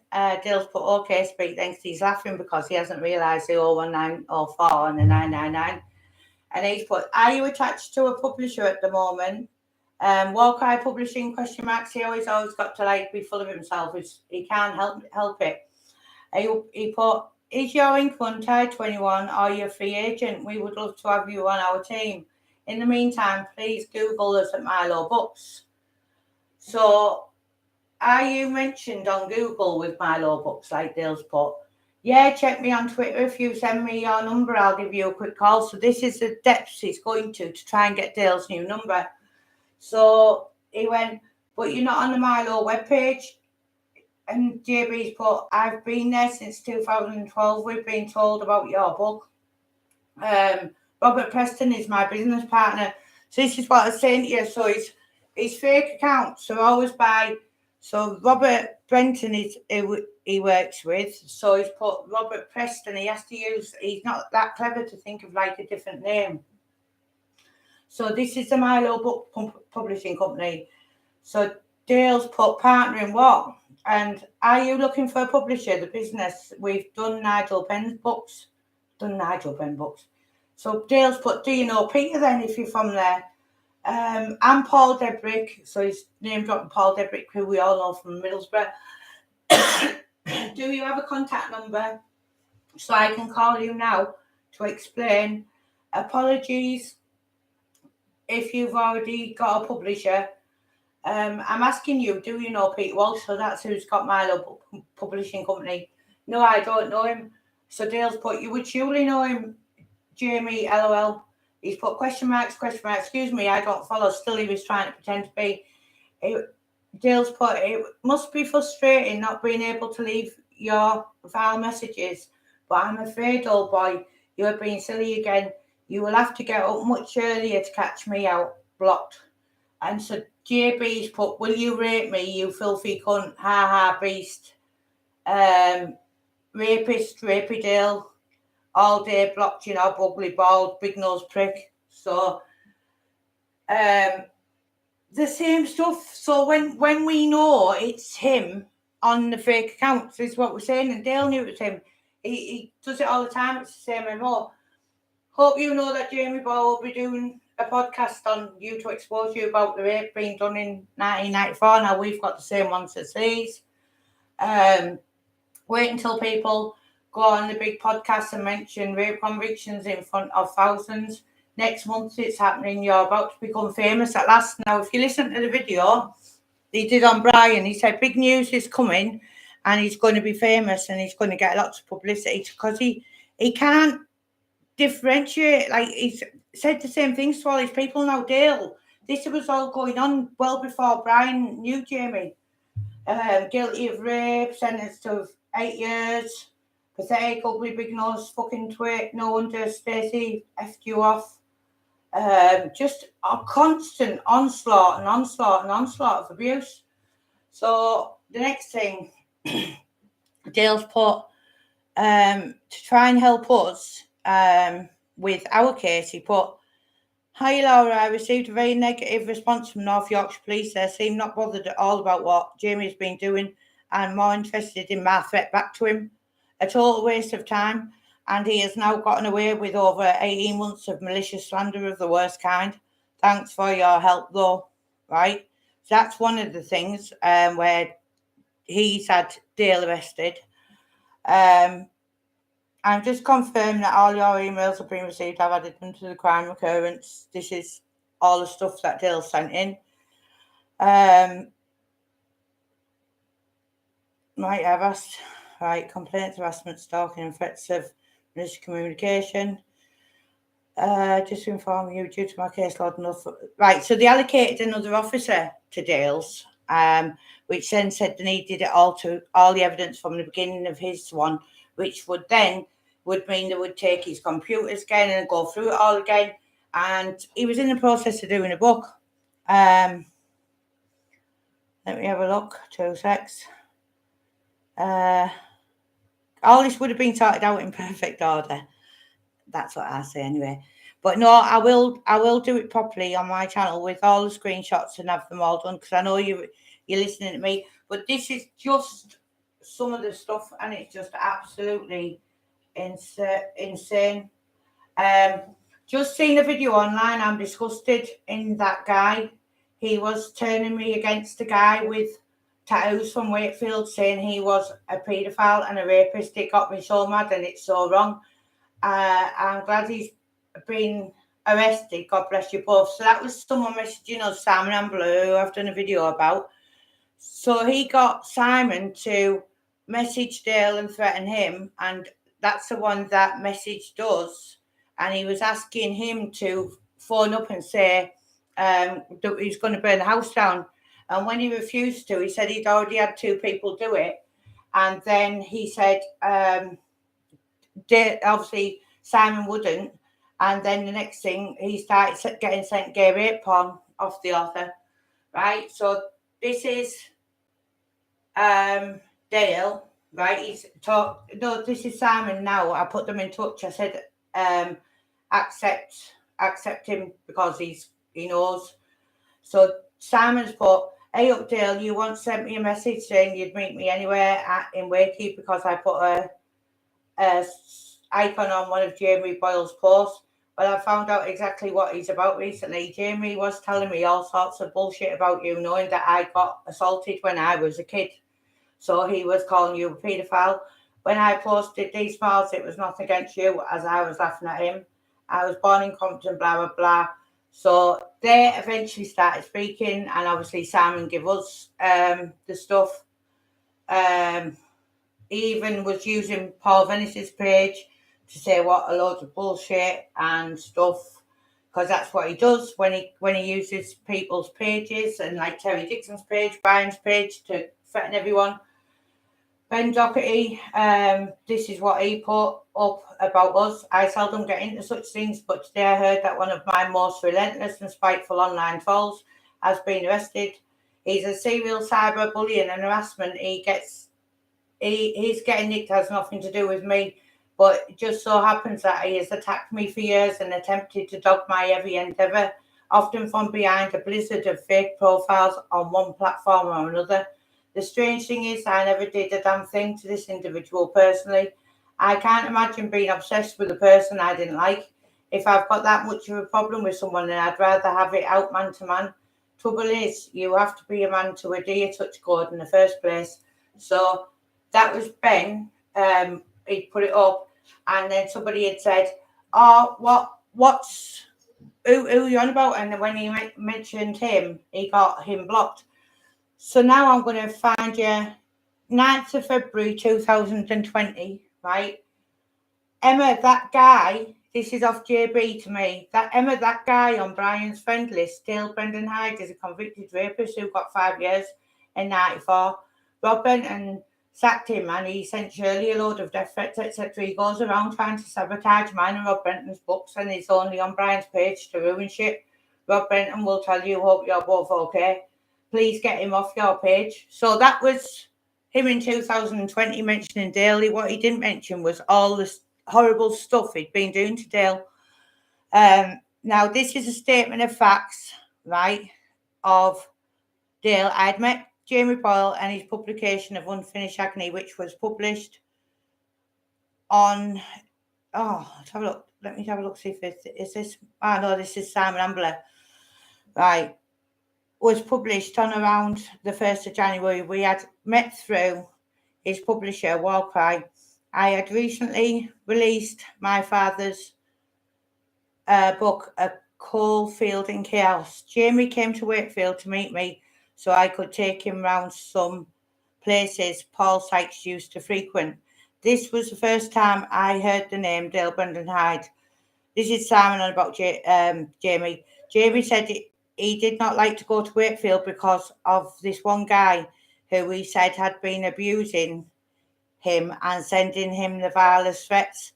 I told Jamie not to worry, as one thing I hated was a passion was bullies. Little did I know that this person in front of me, Jamie himself, was the actual bully and had been terrorising not only Dale but others too. To cut a long story short, over the time, me and Jamie then spoke over the phone. He would often mention Dale Brendan Hyde, and on a couple of occasions asked me to do something to Dale.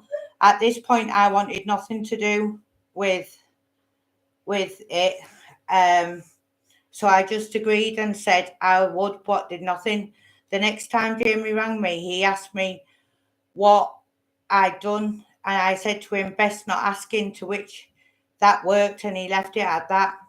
Jamie was, hold on 2 seconds. So he basically asked Simon to do something to Dale. So Simon's obviously pretended something's been done. So a bit like when our house was getting attacked. Do you know what I mean? It's the same MO again. Jamie, let me have a look. Best not asking, to which that worked, and he left it at that. Jamie was obsessed with Mr. Hyde to the point that he was willing to break the law to meet his obsession. If I had done anything, I would have been the person on trial and not Jamie. Skip a few years forwards, and Jamie has now done a new book on Brian Cockerill, who is a man that has had a colourful past, but has realised it was wrong and is now a Christian who spends his time with his wife Emma helping others. Jamie had been asking me to do some wind-up calls in our last ever conversation to me. I thought it was a joke and a wind-up, as I can do a good voice of a taxi driver in Deadpool, so I agreed, and he gave me Brian's name, Brian's address and telephone number. Not realising what I now know, this could have been classed as further abuse because I did not know the numbers he had given me, apart from one, Brian Cockerill. What I did not realise is that Jamie had fallen out with Brian and Emma, and the abuse Dale had endured for years had now started on Brian too, which I'm shocked about with Brian's background. But as I said earlier, Brian has changed his ways. Jamie has become something I hated, a bully, even worse, a coke addict and an alcoholic. When I met him in Wakefield, he put on this big persona of being a good man, bought me a cross in Wakefield. I bought him something from the cathedral shop and he threw it away. Dale suffered abuse for years, and Jamie had seen my own history of abuse as a child and had latched onto that by telling me the vilest things about Dale, which angered me so much that I brought back my own abuse, and this could have led down a very different path.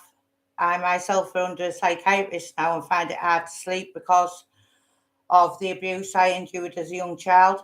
Jamie knew that. I told him when we first met he used to use that to poison me against Dale, and then used me again to make these seemingly innocent calls, but taking on a larger picture, they became something else. So that's from Simon Ambler. That's a statement he's put in.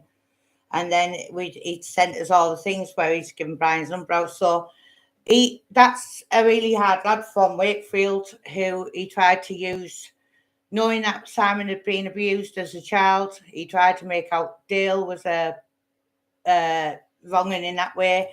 It's absolutely horrendous, and I just don't know how he can keep getting away. So this is Dale's thing, Warcry Publishing. Most of you be aware of our hate campaign I've endured over the months. I look forward to clearing my name.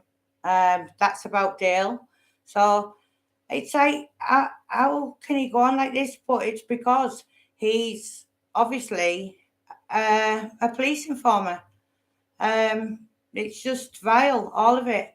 I've just checked how it goes. He previously provided a statement of complaint against Miss Oil. However, note that the investigation was finalised. If you have any new evidence, please send me it.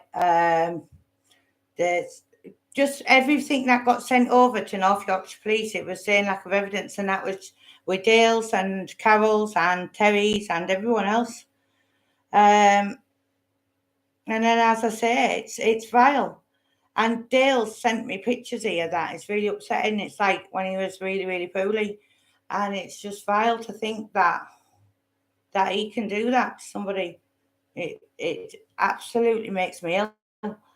But Dale was one of the nicest men you'll ever meet. If you ever want a book stitched, it'll explain all what he went through.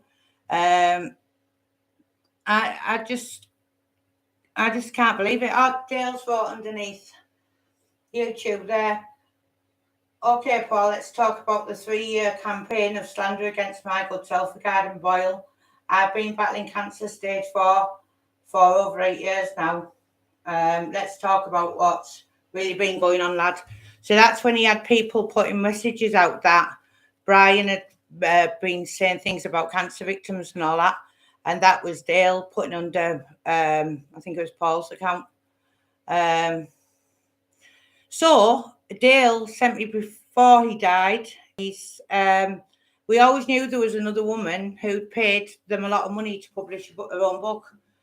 And it says, "Hi Dale, more news on Brenton. I bumped into a freelance journalist the other day who does stuff for the Nationals, such as the Sun and the Mirror. He said a colleague told him they were looking into 2 criminal novelists who were in cahoots with a book scam, and they're thinking of doorstepping them.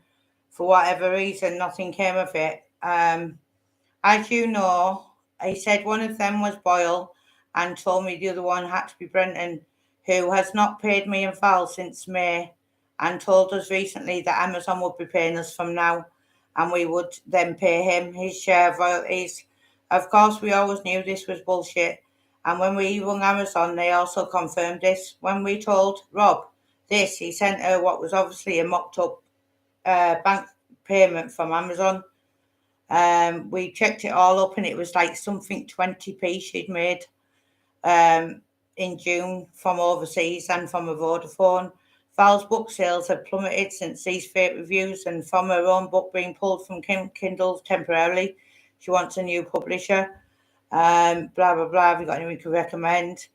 We paid them £1,500 up front to keep. We're just going to have to carry on seeking legal advice and hope that Val gets what she deserves and what she's paid for. So that's another one that he's done it to. You think I'm good about you? Nothing, in my opinion, wasn't people like me and Andy, he would still be unheard of. Yeah.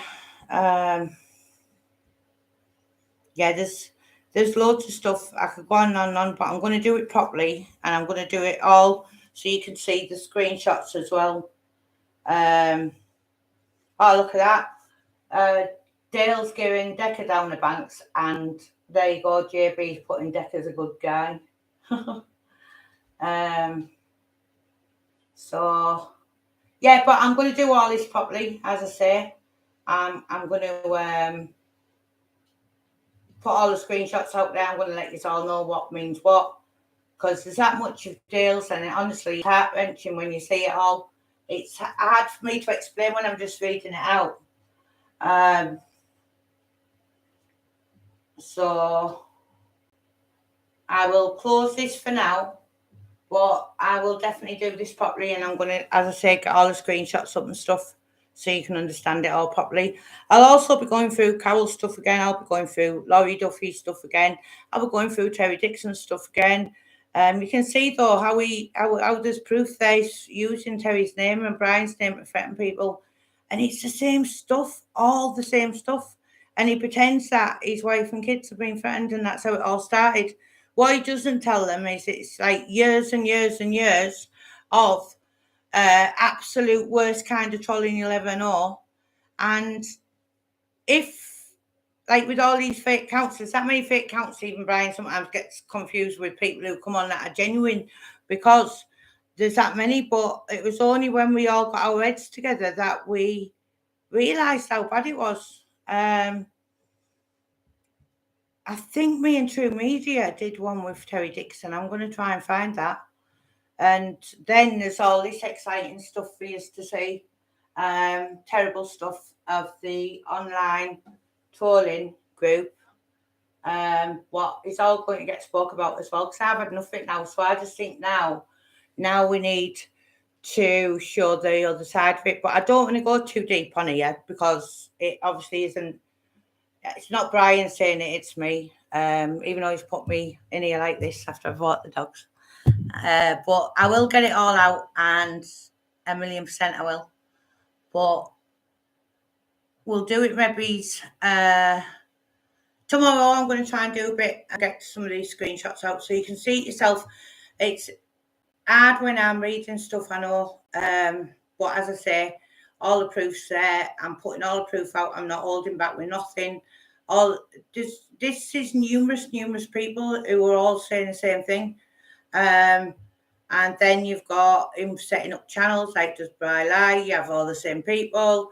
And then they say, oh, I'm getting accused of being that one, this one. I know which one's him and which one's her.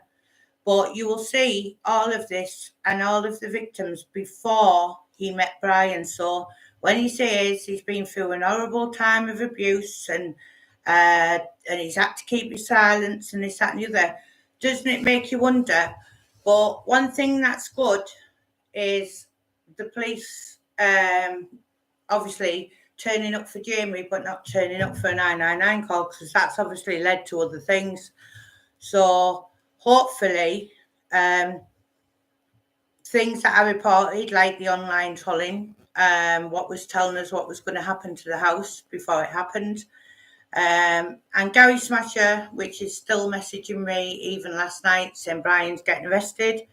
That was music to my ears, Gary, because you're definitely under the IOPC's list of investigation, because you were actually saying what was happening to the house before it happened, and you've got the cheek to accuse Brian of the things you've accused him of. And you know what? It's like, it would make anyone mentally ill. When I get to Carol's stuff, you'll realise that Carol says as well, I actually thought I was going mad until I spoke to you. And Dale said the same thing. So I'm going to keep it like that, and I'm going to try and do it where you can see what I'm reading out, and we can see the dates and how long it's been going on for with certain people, and you can see just what this person's about. Prolific troll, prolific stalker, and an absolute one of the vilest people I've ever known. And I mean, Dale never ever threatened his wife or kids. That's what they played on with the Brian situation. It's always threatened a minor. All these people who he did it to, it's all get accused of threatening his wife or kid. And then it says that Brian said about his wife's cancer. Dale had stage 4 cancer twice, right? And beat it. And you still wouldn't leave him alone. And he sadly passed away the 3rd time, right? He was suffering stage 4 cancer, not a day in, day out. Could turn into cancer. Stage 4 cancer. Right, I'm getting angry, so I'm going to go. Right, bye.